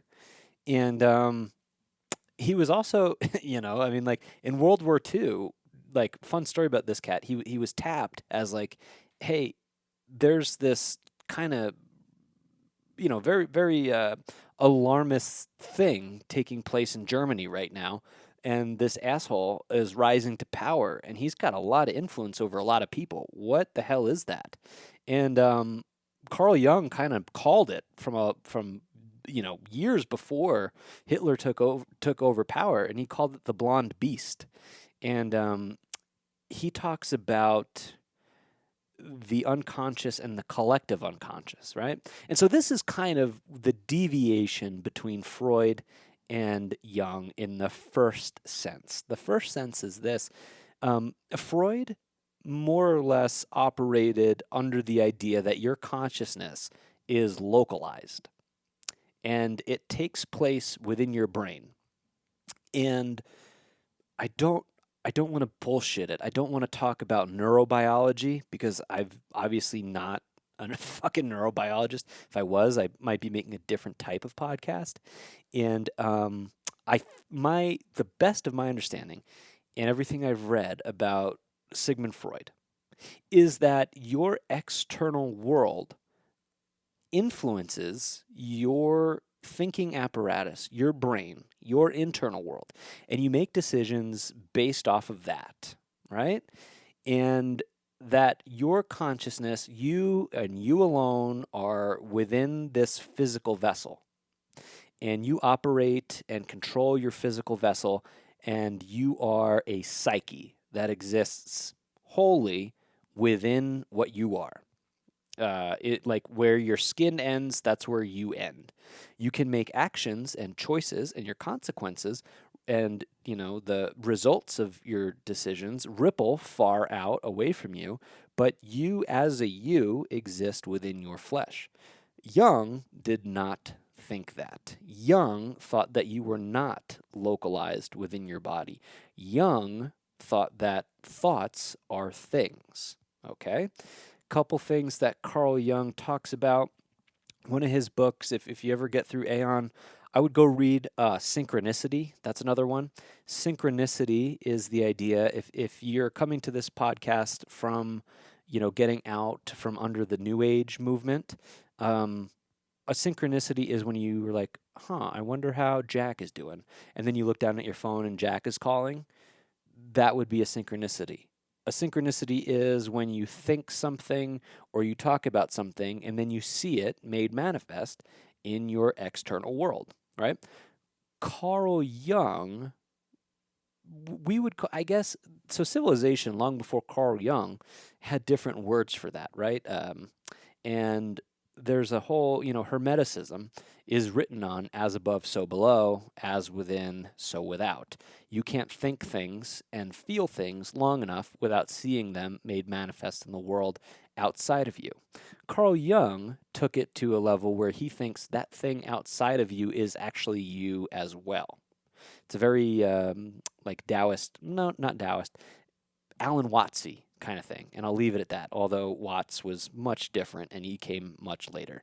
But he talks about certain types of butterflies, certain types of birds, bats, flying things that he would think about, and then they would enter the room as he was working. Another story he has is about a scarab beetle. He was trying to think about, so funny synchronicity for me was I was thinking about scarab beetles once, and I was like, if this law of attraction thing is real, I will be shown a scarab beetle, right? Because I'm thinking of scarab beetles. And then I read that Carl Jung did the exact same thing with a scarab beetle and then found a scarab beetle after I was testing the universe to find a scarab beetle. Fucking nuts. So that kind of was like, okay, there's something to this. And that was a very, very early part of my, what you could call journey into understanding the psyche. But so he thought that you didn't exist just inside your body. And if anything, you had influence over the world outside of you. Okay. He also believed the way that there's a conscious and an unconscious, and you have unconscious behaviors, especially when you react to things out of fear or aggression. He believed that there was a collected unconscious that would do that thing. Collected, right? So everybody within a culture, we can kind of feel what everybody else has going on. And the collected unconscious will manifest things in a shaky way. So where I live in Salt Lake City, during the protests back in, when was that, 2021? Summer of 2020, something like that? I forget actually. Yes, summer of 2020, when we had the Black Lives Matter protests. Once everybody was put inside the house, because I think the city took it pretty seriously after that first day. I mean, they were like flipping the police cars over, and a guy shot another guy with a bow and arrow downtown right in front of the city library. Like, this shit really happened. Everybody was on edge. And they took the mandatory curfew super seriously in this town. And I remember it was a few days after that we had an earthquake. And after the earthquake, there's a statue on top of one of the temples. The predominant religion around here is Mormonism. I didn't grow up here. I moved here later. But I, kind of learned you can't live here long enough without hearing about Mormonism. They have a statue of some angel on one of their temples, and it fell, right? And then the earthquake affected the homeless shelter. And Carl Jung, if he were around, would say that that earthquake was a manifestation of a very uneasy and fractured collective unconscious, because everyone's thought energy was rippling out in such a capacity that it was very shaky.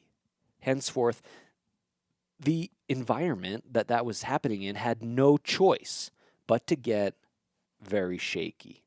So that's kind of a very watered down version of a collected unconscious synchronicity. The only reason I bring it up is because it's one that I personally experienced. But there are much better examples than that we can offer later. But so that's the one big area where they deviate.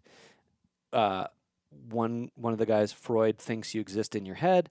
The other guy thinks you exist everywhere and you're unlocalized. All right, and also Carl Jung is not afraid to talk about ghosts and spirits and like different types of existing beings that we don't have, you know, our five senses can't really detect. But there's another part of us that can detect them.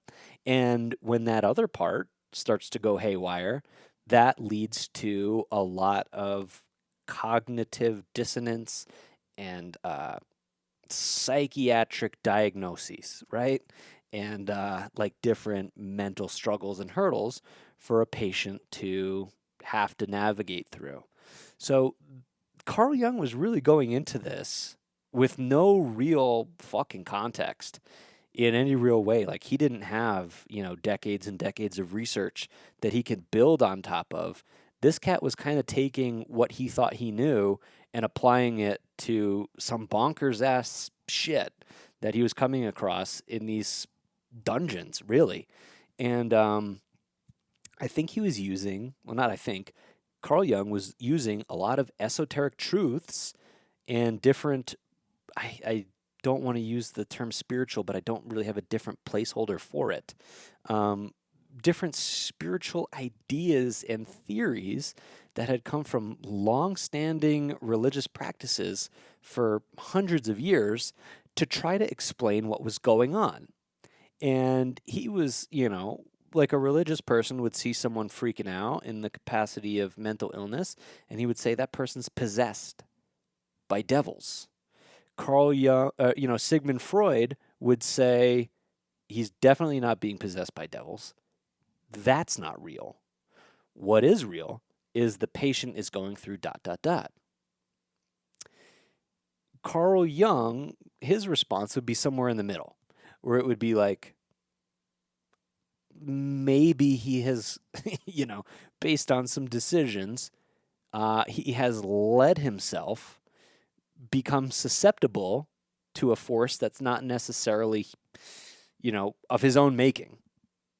But he wouldn't call it a demon. But he would say, perhaps a spiritual outlet is something that can serve this patient. And he did pretty regularly push spirituality and connection with something larger than the self as a healing modality for whatever ailment that the patient had. And Sigmund Freud was like, well, that's bullshit and unhealthy, and this is going to be a behavioral thing that's going to get him through that. And Carl Jung would push back and say, well, what if the behavior is surrendering to a power greater than himself? And, they would argue about that type of thing, and where willpower existed on the spectrum of help and where spirituality existed on the spectrum of help. Okay. Example, and then I will get to the second part of what Jung and Freud deviated on. And again, there's many, but there's two of them, I think, that apply to Mr. Freeze. But a quick story. I don't know if any of you are familiar with like recovery from like addiction or alcoholism, particularly with AA and the 12 steps of AA. If you go through, if you've experienced this, you'll know what I'm talking about. if you haven't and there's someone close to you, AA is an interesting one, right? Because it does, from the outside looking in, it seems kind of like a guilt thing in a lot of ways, or like, I don't even want to. I know people that like don't want to believe in alcoholism because they're like, that's just an excuse to be a piece of shit and to say that you have some disease and that you're powerless over it. It kind of gives you a back door for more relapses. The people who traditionally have that thought, I think, are people that have been very affected by alcoholism in the family. And the brain loves to have a map of understanding to protect itself from pain. And alcoholism and addiction really have no rules. You know what I mean? Like they barter, they bribe, they cajole, they bully, they fight, they forgive, they cry, they freak out. Addiction is very, very, difficult to coexist with. It just is. Because it will do whatever it can to get what it wants. And we fall for it time and time again. So I think the people that don't want to admit that addiction is a real thing, that has more to do with them protecting their vulnerable parts than it does with addiction itself, if that makes sense.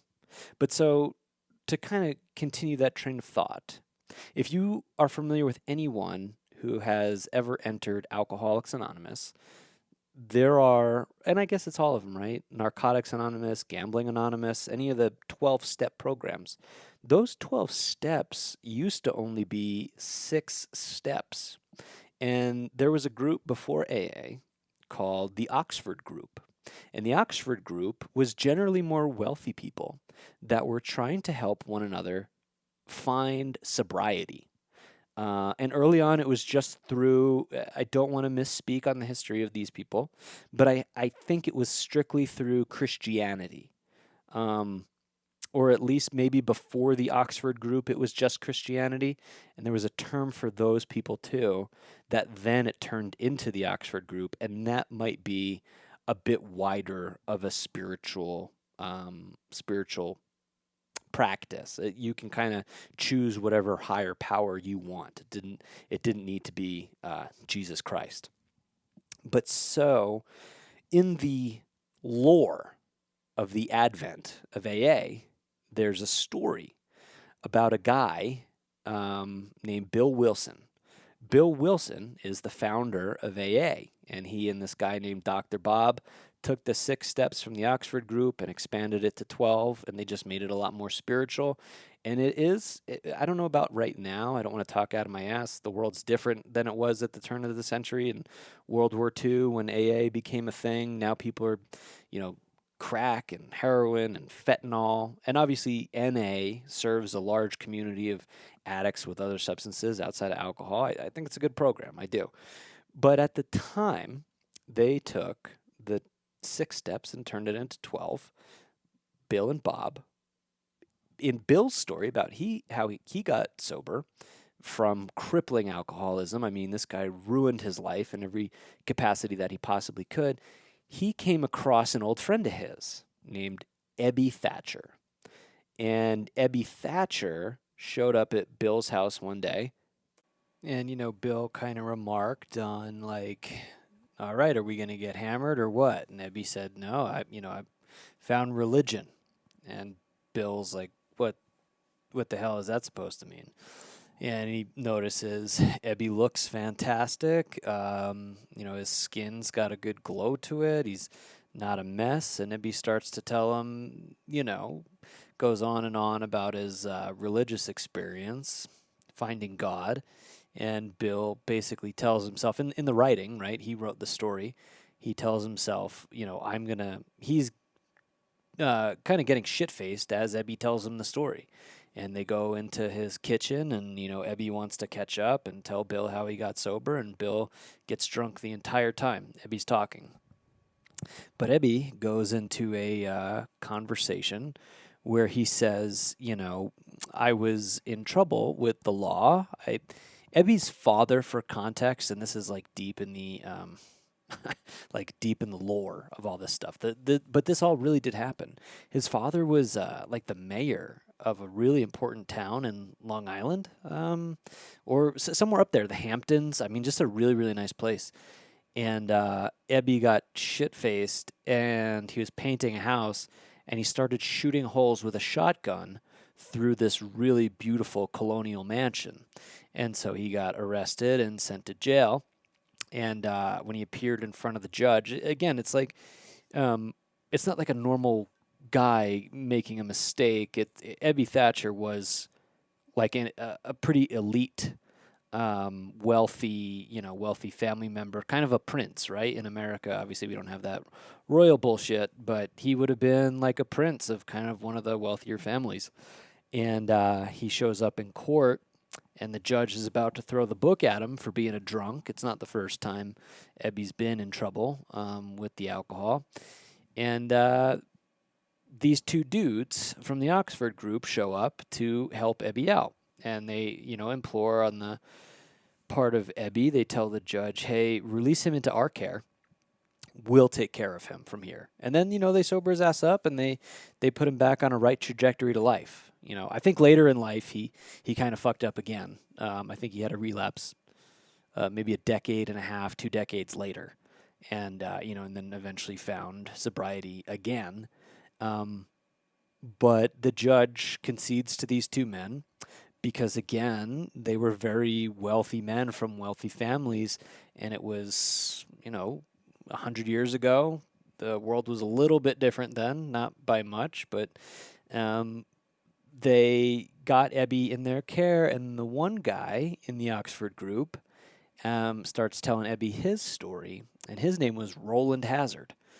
Roland Hazard, I want to say, was like the heir of Firestone Tires, if I'm not mistaken, or somehow the Firestone Tire Company is involved in this tale. I forget to what capacity. But Roland Hazard had immense wealth. So we're not talking the same tier as people in that time like Rockefeller or Morgan or Schwab, but also not far away from that, like closer to that than you or I, right? And he is suffering with the alcoholism and the addiction, and so he gets the best care in the world. And he went to go see Carl Jung. Carl Jung was his, clinician, right? And they had tried everything to get Roland Hazard sober. And by this point in his career, Carl Jung had, very firmly established himself as a premier figure in psychotherapy and psychoanalysis. So he was the Don Dada of his craft by the time Roland Hazard went to go meet him. You got to think you have to have immense financial reach, financial resources, reputation resources to get near Carl Jung at this point. And Carl said, you've tried everything except a spiritual solution. And Roland Hazard, kind of has the same response that most addicts or, I guess people going through a hard time, right? When we have a relationship with God or spirituality, it's easy to be like, fuck that thing. Whatever that is, in some capacity, this whole mess of my life is that thing's fault in some way. And, we'll try to blame or try to dismiss or try to diminish. We'll be like, if there's this cosmic force out there that can do all things and it's all good, why is my life so terrible? What did I do to deserve this? Why doesn't that thing help? And as a matter of fact, it's not just my life. Look at blah and blah and blah and blah that it could do, and it doesn't. Henceforth, I don't even, I'm not going to believe in it. And if someone mentions it, I'm gonna destroy it with logic and reasoning through argumentative conversation, right? And I think we've all been there in some way. And we don't really reap any type of benefit of that connection with whatever force we want to call it until we surrender. Or until we have a spiritual experience. Carl Jung went about building a program for Roland Hazard that, how do I say, it's not like a pretty wicked psychedelic trip where you're instantly just like, Um, but it was a process of steps around forgiving people, around being forgiven, around taking ownership for the things you've done wrong, and admitting that you have a big issue. You don't run away from it anymore. You say, this thing is destroying me. And the only way out of it is to apologize to everyone I have fucked up or, crossed, to make all that right. So I need to make amends to those people. And then I have to tell other people how to get sober. And I have to do that for pretty much the rest of my life. And as I do that, I will get more and more freedom from my addictive tendencies. So dishonesty, blame, guilt, fear, and I will get closer and closer to divine principles, right? So honesty, forgiveness, love, happiness, joy. And so it's not really a job or a question. It's an amazing opportunity to break this addictive spell. And so Roland Hazard tries it, and it works for him.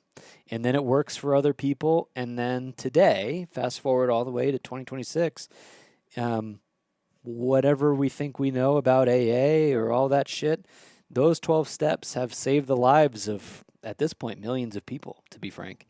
And, they've definitely, how do I say, if I look at it objectively, there's times where I think, I see people try it again and again and again, and it never takes.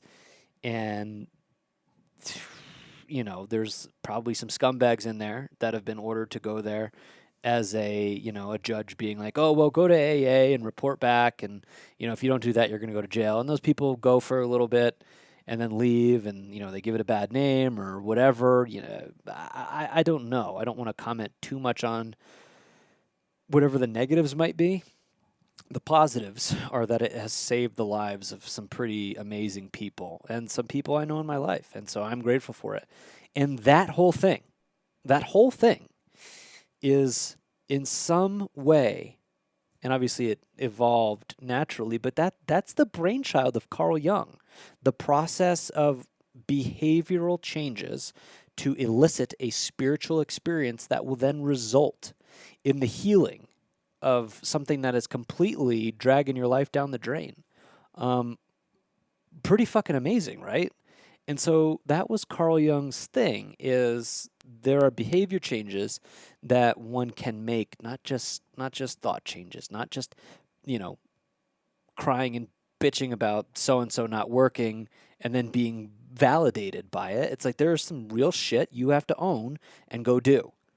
And that's what psychotherapy was designed for that. Some of it has mutated today, but there's still a lot of beauty in it. And I don't think that's to be overshadowed. And the other piece where they deferred, this is Carl Jung and Sigmund Freud, they deferred in the sense that Sigmund Freud, you've probably heard a lot, about the relationship with a man and his mother and a woman and her father. And that's kind of the running Sigmund Freud meme, is you will, kind of forever seek out partners that are like your parents. Sigmund Freud is kind of the guy who created that idea or observed that and then put it into science. And, he's the one, he said something about if you see your dad's dick, how it affects you as a man, or wanting to have intercourse with your mother subliminally. Yeah, he had some interesting shit to say, for sure. Where Jung goes with all that is that he thinks that it's more or less every man has something in him called an anima, and a woman has something in her called the animus. The animus is the masculine center within a woman, and the anima is the feminine center within a man.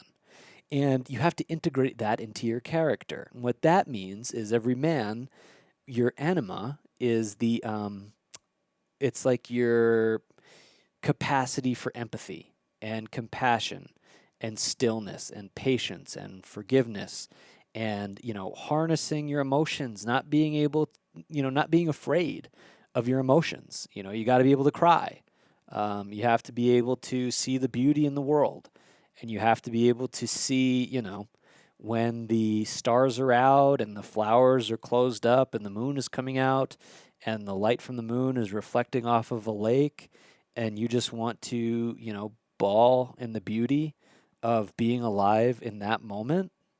That is your anima supporting you through that process of gratitude and emotional connection. And you really can't feel the depths of gratitude and beauty in this life without doing that. It's a beautiful thing. If you have an unintegrated anima, what that looks like is kind of the opposite. You're probably as a man, you are combative. You are probably pretty prone to aggression. You are, instead of being able to see that beauty at the lake, you're probably a bit caught up in all the problems of the rest of the world. Instead of, crying at how pretty everything is, you're probably just like, it's a shame not everybody can see this because everybody sucks. And if they would all just do this and blah, blah, blah. And it's very controlling, and it's very, it's weak. And the problem with it being so weak is that so many people have that. They kind of think, horde mentality, right? That's a sign of strength, is trying to control everything. But it's not. It's weakness. And logic and reason can only take you so far by yourself before you've isolated yourself to the rest of the world and you're doing a bunch of evil shit in the name of Nora or whatever your Nora is. Okay? And then the animus in the woman, she's going to be a lot more, if it's unintegrated, she's going to be a lot more domineering. She'll probably be a bit controlling. She will be very combative and confrontational. She will want to fight. She will want to, she'll get jealous very quickly. She will, any other woman in your life that you talk to, she's going to say, you need to stop talking to her or I'm going to walk. Even if it's like an old friend from a long time ago, she's going to throw her weight around, and she's going to be very, very, very petty. I think that's the best word for it. Very jealous, very petty. Now, a woman with with an integrated animus is very, very like a healthy integrated animus is like decisiveness, like very focused, creative action, and very clear, objective thinking, and like discernment. She can hold healthy boundaries. She is self-sufficient, and she's a baddie. I mean, that's what that is, right? That is very, very attractive when that is in there. So it's kind of the masculine sense within a woman where she's not going to take your bullshit, and she's going to stand up for herself, but it's going to be in a very articulate way. And you're going to know when you're in the presence of a woman like that, a very dominant, very controlling, authoritarian woman, someone who is very self-conscious and self-critical. And she wants you to fix all that. And if you don't do it, she's going to replace your ass in 10 seconds with someone else who will do that for her. That is a very unintegrated animus. But an integrated animus, again, is just decisive, clear, creative focus. And it's hot, man. I'm very attracted to that. And I think most people are attracted to health within another partner. But so that's kind of where the difference is between Freud and Jung today meet with Mr. Freeze, okay? So when we talk about Mr. Freeze, I have some notes we're going to read for a minute. And this is more or less what we're looking at with him in his terms of his unintegrated anima. And it's that he is a walking textbook case of a deeply unintegrated, projected anima. So in Jungian psychology, the anima is the unconscious feminine archetype within the man. It represents emotion, connection, warmth, vitality, and relational meaning. When a man ignores, represses, or fails to integrate this side of his psyche, It doesn't vanish. It falls into the shadow and gets completely projected into or onto an external woman.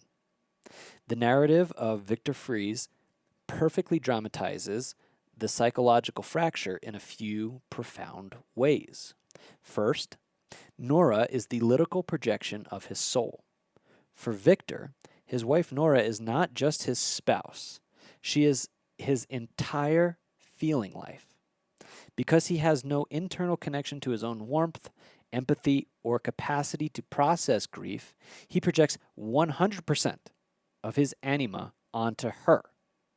When Nora falls terminally ill, his unconscious mind panics. Losing Nora means losing his only access to love and emotion. By putting her in the cryogenic stasis, he literally freezes his true anima in time. He preserves his soul archetype under glass, unchanging, unreachable, and totally immobilized. And then the second note is his actual, like the suit, the ice suit. This is his extreme defensiveness against having any type of feeling body, right? So, according to a few, I don't want, how do you say, not spiritual thinkers, but I guess like there's a few different types of bodies. There's your emotional body, there's your physical body, there's your spiritual body, and then there's your feeling body. So, in a way, the suit is kind of like the external manifestation of the inward barrier between he and his emotions. Because his internal anima is completely unintegrated, his conscious ego becomes overrun by a cold, rigid hypermasculinity, the pure logos stripped of eros. He retreats entirely into cold logic, science, and calculation.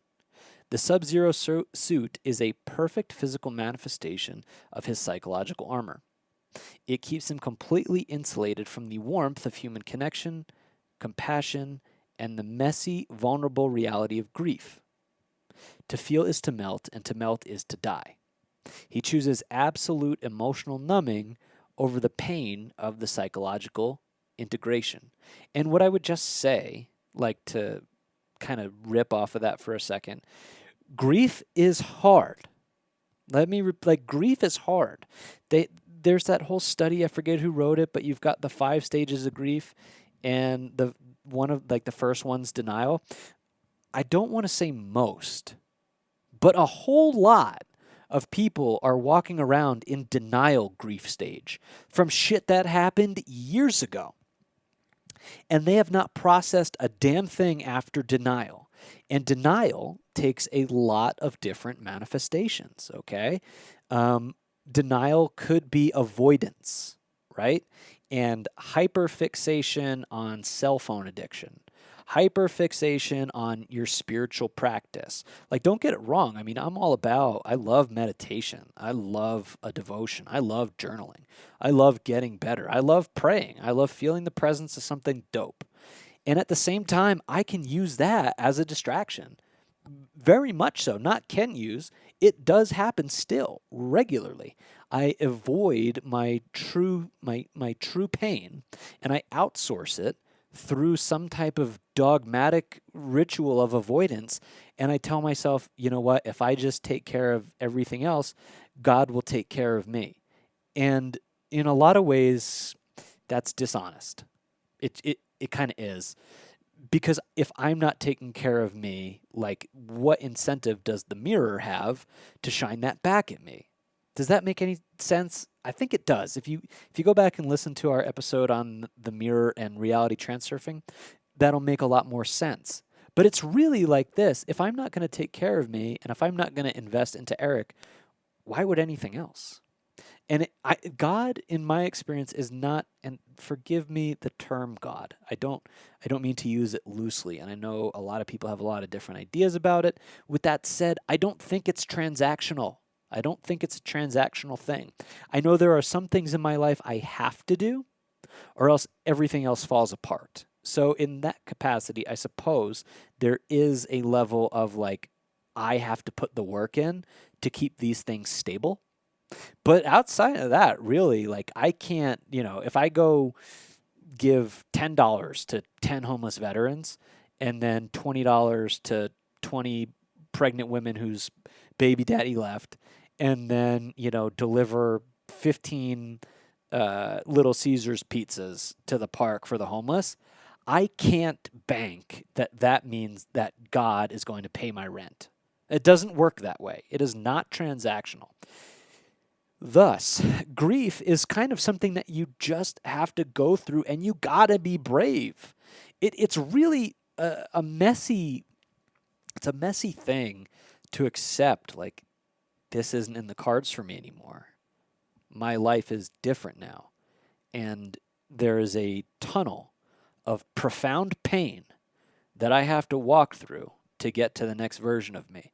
That's usually real if you're trying to grieve honestly. Now, do you have friends that can help you through it? Absolutely. Are there events that can help you through it? Absolutely. Are there conversations you can have with yourself and with other people to get different perspectives on grief? Sure. Guess what? That's part of the human story. That's what we're all doing here together. We're really trying to help one another. But to ignore it completely, I mean, you're not doing yourself any favors. Example. We'll keep using breakup as an example. I think that's one, for whatever reason, I'm called to talk about that today. Maybe one of the people that listen to this can resonate with it, I hope. Or maybe it's for my own healing. Who knows how these things work all the time, right? But if we look at the process of a breakup, whatever you do next, that is kind of the first stage of denial. If you don't want the breakup, I should say. And so when you do go into gym bro phase, you could be that forever. Okay? And I feel like a lot of that stage is really healthy and really important because it does ask you difficult questions. How strong am I? Can I get through this? Not just that, can I make myself better when things seem to be the hardest to get myself better? I think those are questions worth asking, and I think that's in a lot of ways really healthy. However, some of the things that go along with that territory is a pretty unintegrated anima or animus. And for a man, like I'll speak for guys because I'm a dude. There's some levels of like toxicity that can seep in that place, right?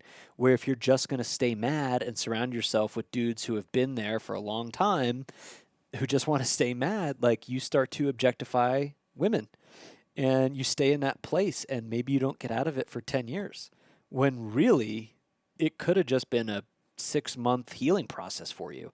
And now you've been doing the bulking and the cutting and the roids and the this and the that and the, you got carried away in some like toxic speaker for a while and you digested a whole bunch of bullshit philosophy that never served you in the first place. Look, man, that kind of thing happens. And no judgment, but trust your feelings. They will tell you when it's time to move on to the next phase of the grieving process. They do. Educate yourself on it. It is your responsibility to do that if you want to continue to grow as a person. As soon as you wall yourself off to those emotions, you're walling yourself off to a smaller life, to a smaller life. And you're going to tell your friends year after year after year what your plans are for when you get money or for when you get this or when you get that. And I'll tell you what, it's never gonna happen. Spoiler alert, it'll never fucking happen. Because you have to process these emotions. You have to integrate this part of your character, right? And so that next part, back into like the destructiveness, we're gonna talk about the the flip of all that, the anima possession, the destructive sentimentalist. So this is note 3. Carl Jung noted that when a highly intellectual man completely represses his anima, it will eventually possess him from the shadows, often manifesting as an obsessive, irrational, and deeply destructive sentimentalism. Fries claims to be a man of cold, unfeeling science, yet his entire life is dictated by a hyperfixation on a single romantic ideal.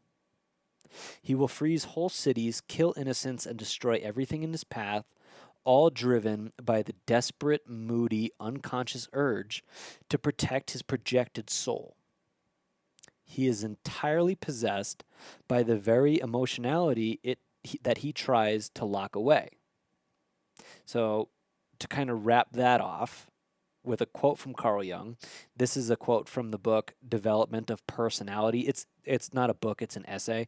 Again, start with Anima. If you like it, from there, go deeper. If you don't, that's got most of the things. But Development of Personality is an essay where he says, every man carries with him forgive me, let me start that over. Every man carries with him the eternal image of woman. This image is fundamentally unconscious, an imprint or archetype of all the ancestral experiences of the female. So, in kind of the anima terms of Mr. Freeze, by refusing to integrate his anima, by refusing to accept morality, weep for his loss, and find internal peace, Victor Freeze remains trapped. He stays locked in a self-made purgatory, forever staring at a literal glass capsule that holds the frozen, unintegrated pieces of his own heart. So, I think that's kind of pretty profound way to look at this guy. And at the same time, who can't relate?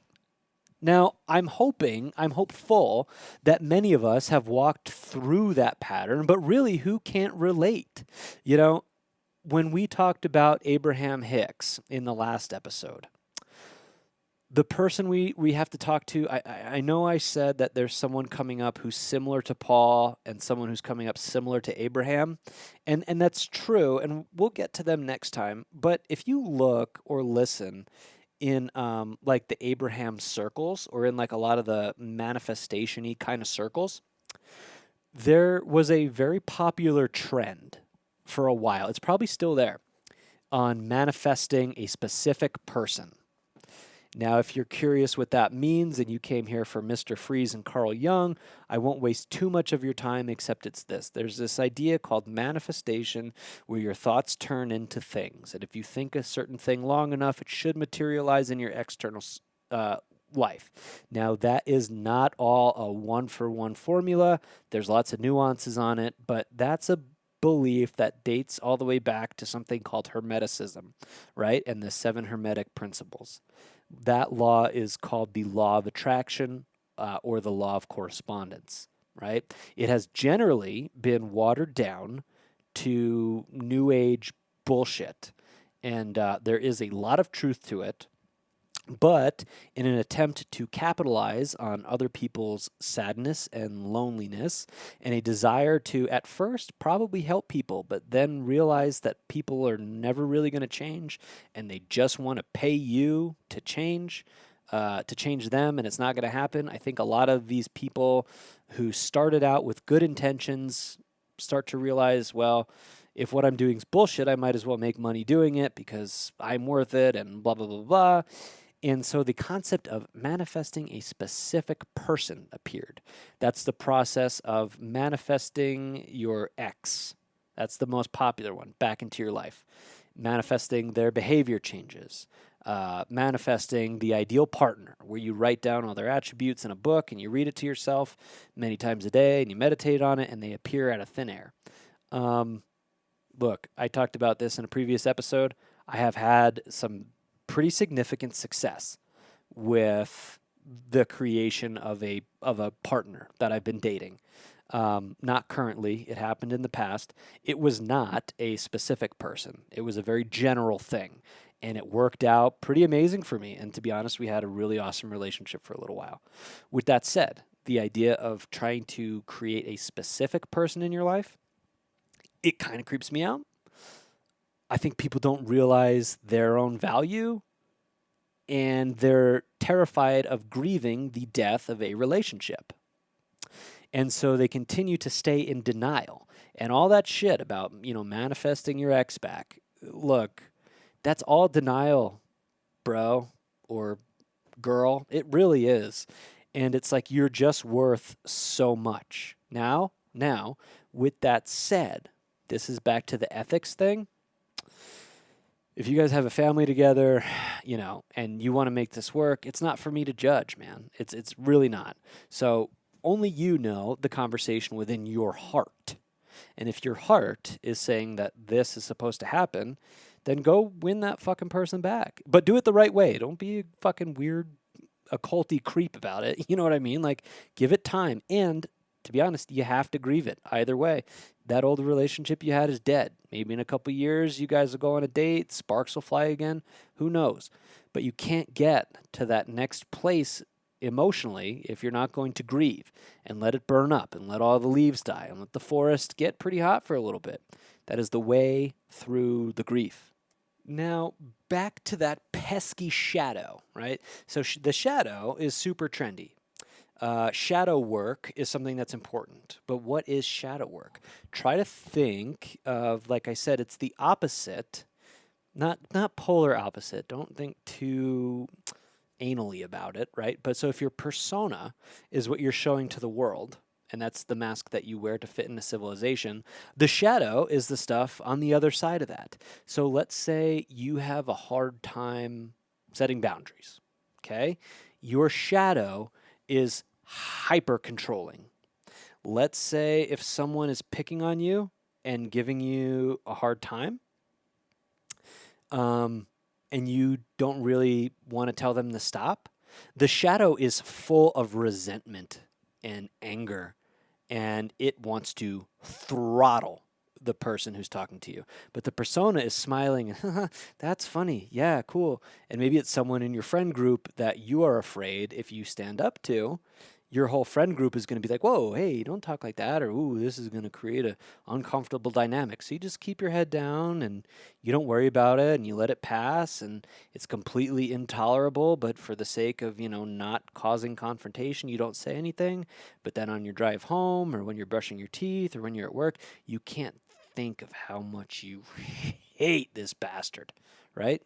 That's your shadow. And all the nasty things your shadow wants to do to this person, you can't do them. Don't do them.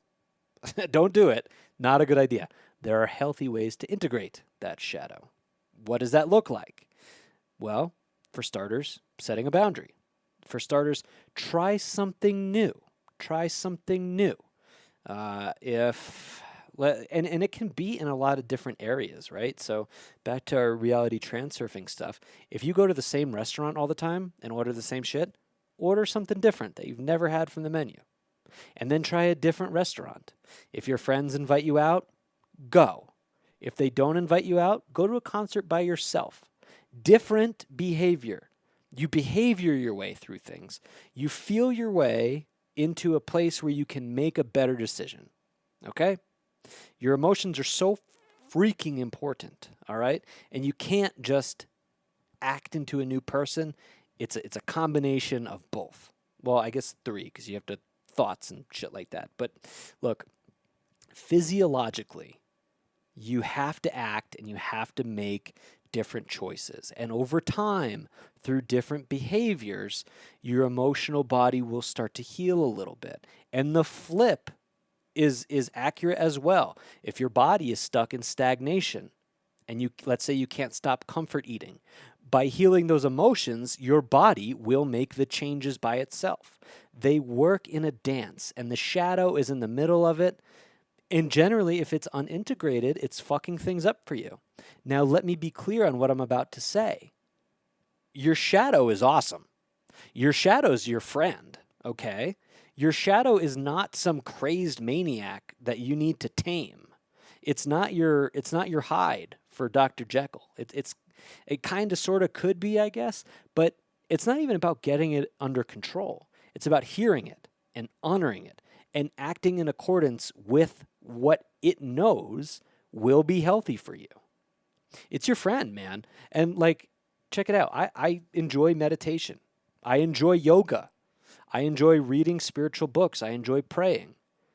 But I'm a fucking human being, dude, and I'm messy. And I make mistakes, and I bleed, and I say shit that I don't mean, and I have to take it back when I do. And I like mud. I play in the mud. That's my job. That's my actual job. And it's good to get messy. You don't want to be too enlightened for all this shit. You want to be involved in the human experience, the human experience. And that means sometimes you're not going to feel good all the time. Accept it and roll with it, or else you're going to be fucking Mr. Freeze. And anything that makes you uncomfortable, you shoot an ice gun at and you freeze it into place because you don't want to feel the uncomfortable shit that comes along with not being able to have everything mapped out perfectly. And I can relate to that. But I can also say at some point, like, grow the fuck up and cry, right? So let's talk about a couple notes as the shadow relates to Mr. Freeze. When analyzing Victor Freeze through this lens, his shadow isn't a collection of evil traits. It's direct consequences of his psychological splitting.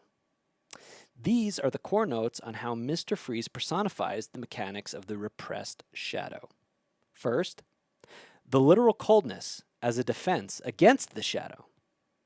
In Jungian theory, the ego constructs a persona and rejects the shadow to avoid pain. The ego persona, that's that Victor Freeze views himself as the ultimate objective scientist, rational, precise, and motivated strictly by noble, enduring love. However, the repressed shadow is that his shadow contains his absolute terror of helplessness, his uncontainable rage at the universe for Nora's sickness, and his profound grief. He cannot integrate these overwhelming emotions, so his psyche physically and symbolically, manifests them as absolute zero. So coldness becomes his defensive mechanism. By freezing his external world and his own biology, he attempts to freeze his shadow out of existence, keeping his volatile emotions locked in sub-zero stasis. The same thing that he's doing to Nora, subconsciously, unconsciously. His shadow is taking this poor bastard for a run because he's so afraid to feel his feelings. He doesn't realize it's not the universe and the coldness of things that have made her sick. His unconscious did it. And he's unwilling to accept that. And so he's on this weird bullshit wild goose chase going nowhere fast because he's not integrating the painful parts of his life. How many people can't relate to that? The answer's zero. We all go through it. It's okay. It's no judgment. This weird robotic cold scientist mourning the death of his wife is the most relatable bad guy. Period. Stop. I love this cold motherfucker. But the problem is this. We're going to keep going. The shadow projection. When the shadow is deeply repressed, it is almost always projected onto others. So you ever I was talking about this with someone recently, right? When you grow up with trauma in your life, you have a tendency to hyperanalyze someone's behavior. And you kind of create in their head what their intentions are because you're so used to someone who might be one person 1 second and the next person the next second. When you're traumatized by that, your defense mechanism is always trying to predict what someone else is going to do. And when you're trying to predict what someone else is going to do, you add intention to them, whether it's real or not. And you almost, you create it in them subconsciously because our collected unconscious has no choice but to, in some ways, implant that onto physical reality after enough repetition. Or B, it's just a matter of you're reading everything wrong because of your own, unhealed trauma. And that's not to gaslight you, right? There's a dance in the middle somewhere, but that's an intuitive dance that your emotions will help you with. They really do. You can feel on someone when they're full of shit, but if you haven't been honoring your emotions, it doesn't work that way. You don't have that extra gift. And the crazy thing is it's not even an extra gift. That's how the world's supposed to be when you feel your feelings. But so anyway, you can continue to project an intention on someone else and get mad at that projected intention when that might not even be the real thing. And then you destroy something that could have been beautiful, and that's self-sabotage. And that will happen again and again and again. Why? Because, like the Carl Jung quote we talked about, until the unconscious, forgive me, until you make the unconscious conscious, it will continue to dictate your life, and you will simply call it fate. It's important to work on this kind of shit. So, when the shadow is deeply repressed, it is almost always projected onto others. Fries completely cuts himself off from his own capacity for cruelty, viewing his crimes as mere logical necessities to save Nora. So A, he projects the image of the heartless monster onto humanity, the corporations that ruined his research, or Batman, and then B, he refuses to look at his own capacity for destruction. His shadow operates autonomously. So he genuinely believes that he is acting out of pure love, entirely blind to the fact that his repressed grief has turned him into a cold-blooded killer. We're gonna wrap up with a deeper theme on that, but put a pin in that right now. And then the third note is the golden shadow, frozen under glass. So the shadow doesn't just contain negative traits, it also contains the golden shadow, repressed positive qualities like vulnerability, empathy, warmth, and the ability to let go and heal. For Victor, his capacity to genuinely feel and accept the natural flow of life, which does include death, by the way, is locked away. Nora in the cryo chamber isn't just his projected anima, she is the repository for his golden shadow. He has locked his own capacity for joy, peace, and spiritual warmth within that glass tube. As long as he keeps her frozen to quote-unquote protect her, he keeps his own potential for psychological healing completely inaccessible. My thought is he's doing that on purpose, but he doesn't realize he's doing it on purpose. It's an unconscious thing to keep him safe, the same way that we throw up unconscious walls and we're convinced, oh, that's a good idea, without ever taking a second to look and explore and say, well, hold on, why am I doing this? It requires introspection. The tragedy of the unresolved shadow is this. The ultimate Jungian tragedy of Mr. Freeze is that what you resist persists. By refusing to face his shadow, by refusing to sit with the agonizing warmth of grief and accept that he cannot control life and death, he becomes entirely consumed by it. He transforms the very thing he hid from. He transforms into the very thing he hid from. A frozen, unfeeling monster who brings winter everywhere he goes. So that's the thing, is it's like he's afraid of the nothingness of her death. And so he's trying to create a something and give her new life. But in that process, what you resist persists. He's just creating more nothingness. Thus, the man has all the consequences of an unintegrated shadow, an unintegrated anima. And here's the thing, when you have a healed shadow, and I can't just say healed, like it's a process. So it's not like you do it the one time or like you read a Carl Jung book and you're good forever. It really isn't like that. It is a process of continuously coming back to it. And it's a dance with life. But really, it's not like you don't want to arrive anywhere in the first place necessarily. You want a really joyful life. And this is a beautiful dance to have a really joyful life because it gives you constant purpose all the time, constant self-growth. As such, as you get better, the world around you does manifest to get better and better and better. And it's like, really, what other way do you want to live? You get what I'm saying? But back to the healed shadow. Obviously, Batman has a much more integrated shadow. That's not to say Bruce Wayne isn't a goddamn Looney Tune. He, too, has a lot of feelings of grief and repressed trauma. I think that's pretty obvious, right? That there's no, like, aha moment in saying that. That's the whole theme of the character. However, I think in a lot of ways, Batman and his service to humanity quite obviously is like a more productive way of, going about things. Plus, he's the Dark Knight. He is the ultimate construct of the shadow. And so if you don't have a very integrated one, he's going to show up as a manifestation of an actual shadow and beat your ass up and down Gotham City until you end up in the psychiatric wing at Arkham Asylum wondering what went wrong. I was just trying to do the right thing, you know? And then all this happened. So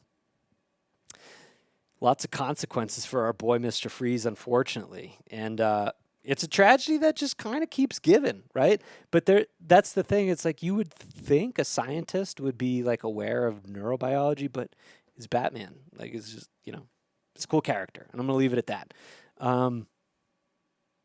Here's my question. Something that maybe you could take with you a little bit. So for Victor Freeze, his Nora, his wife, is his Nora. What is your Nora? What is the thing that you're saying? I'm behaving in this way to better serve this, right? Do you have anything like that going on? I'm behaving in this way to better serve ... It could be your family, could be a relationship, could be a toxic relationship, could be an ideology, could be a self-imposed or an externally imposed ideology. It could be an addiction, unfortunately. If you're struggling with that, sister, brother, whoever's listening, the grips of addiction are pretty scary. And, I'll say this. I said this in a different episode, but this is kind of how I see it. There's a difference between people who have real addiction and people that have kind of had addictive tendencies for a little bit. And some people say it's all good because eventually you'll hit rock bottom and you'll pull your head out of your ass. And if you are a very real addict, you will know that that is something they say to make themselves feel safe. Because there is no bottom. There is no bottom. You will go further and further and further down until it has stripped you of everything, and then it takes more. There's no bottom to it. You have to do the work. You have to find a way to not get your ass kicked by Batman. Like, that is what it is. So what's your Nora, in all honesty? Ask yourself, what do I do this for? And then ask yourself, this Nora, whether it's something that I love or used to love, just play the game of, are you maybe sort of kind of trying to hold the whole world together when it's not your responsibility to do so? Or is this something that this version of you even still cares about? Or do you care about it not because of the love that you have for it or what it is, but because it is something that helps you be safe from the pain of not having it? Because those are all different things. And if you're trying to maximize your life and take off the suit, it's worth having this conversation with yourself. And if you've gone a couple rounds with the Dark Knight already and it's kicked the shit out of you here and there, it only gets stronger. You know what I mean? Like, Batman doesn't lose. Like, it's lost a couple times, but really this fucker keeps coming. So you better find a way to, like, put the ice gun down. You know what I mean? And maybe serve a greater cause, right? I'm not saying to let go of, the things in life that you care about at all. At all. If anything, you should support them. You should maximize them. It is part of the best gift of my life that I have other humans in my life that I'm responsible for helping, for supporting, for uplifting, for being a part of, right? I love that I get to show up for them. Part of my work is asking, how do I show up for them? What version of me am I going to show them? Because I'll tell you what, if I go off the handle and I'm on the phone and I'm saying some shit that, someone overhears, I damn well make sure that they overhear me call that person back and apologize. I make sure that they see not, some type of like pipe dream, right? But like steps taken in a direction towards the life I want to live. And you impart that wisdom as you go. And you heal yourself as you go. And you realize, damn, I'm actually the thing that waters my own life. It's not Nora. Does that make sense? It's not. And now you can still love it, and you can still support it, and you should do everything you can to bring that icy cold bitch back to life, right? Like you should. That's your woman. Take care of it. Love it to pieces. But if you start to feel the possession of it, and it starts to turn you into someone that you're not proud of being, re-examine immediately. Re-examine immediately. And some beautiful things will happen in your life. They really, really do. You know, I've had some icy walls around a lot of things for a long time.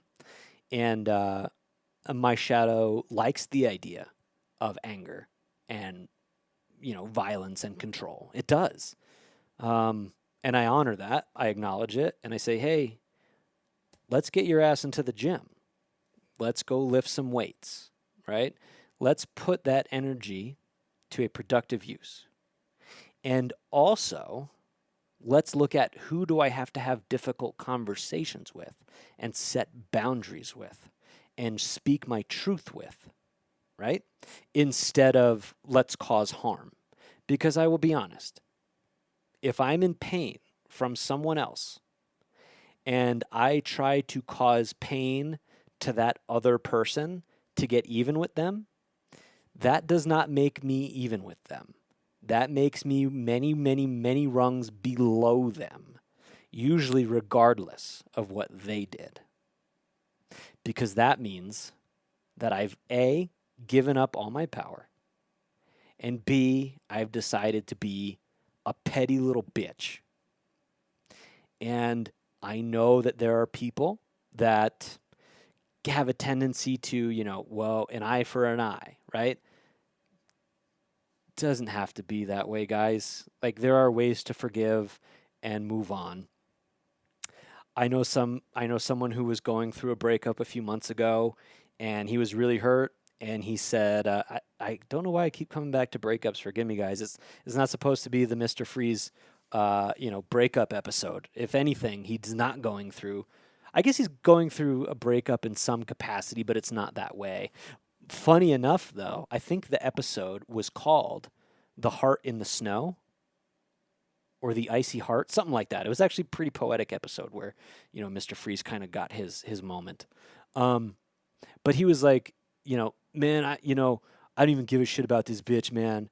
The best revenge is success, and she's gonna be so jealous when I have my come up, and she's gonna miss me, and her man is just a culture vulture, and like just wait till they see me, like I'm like real, I'm authentic, and in my head the whole time he was talking, I was like, dude, do you fucking hear yourself?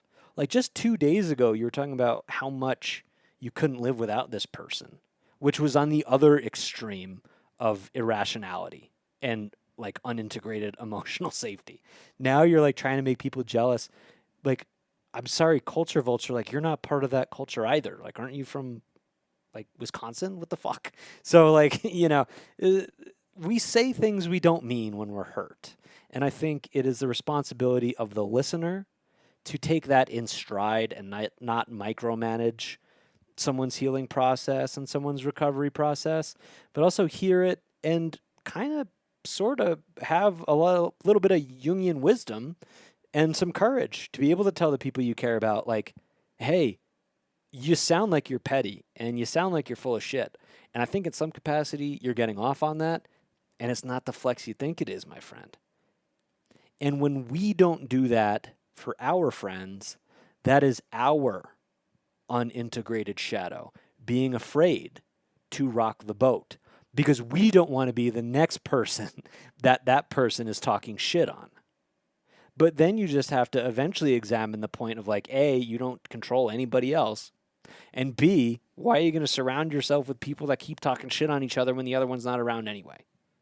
That makes sense. So I leave you with ask, what's my Nora? How do I heal it? Are there some feelings I've been running away from? Do other people's emotions kind of send me in a kind of topsy-turvy whatever?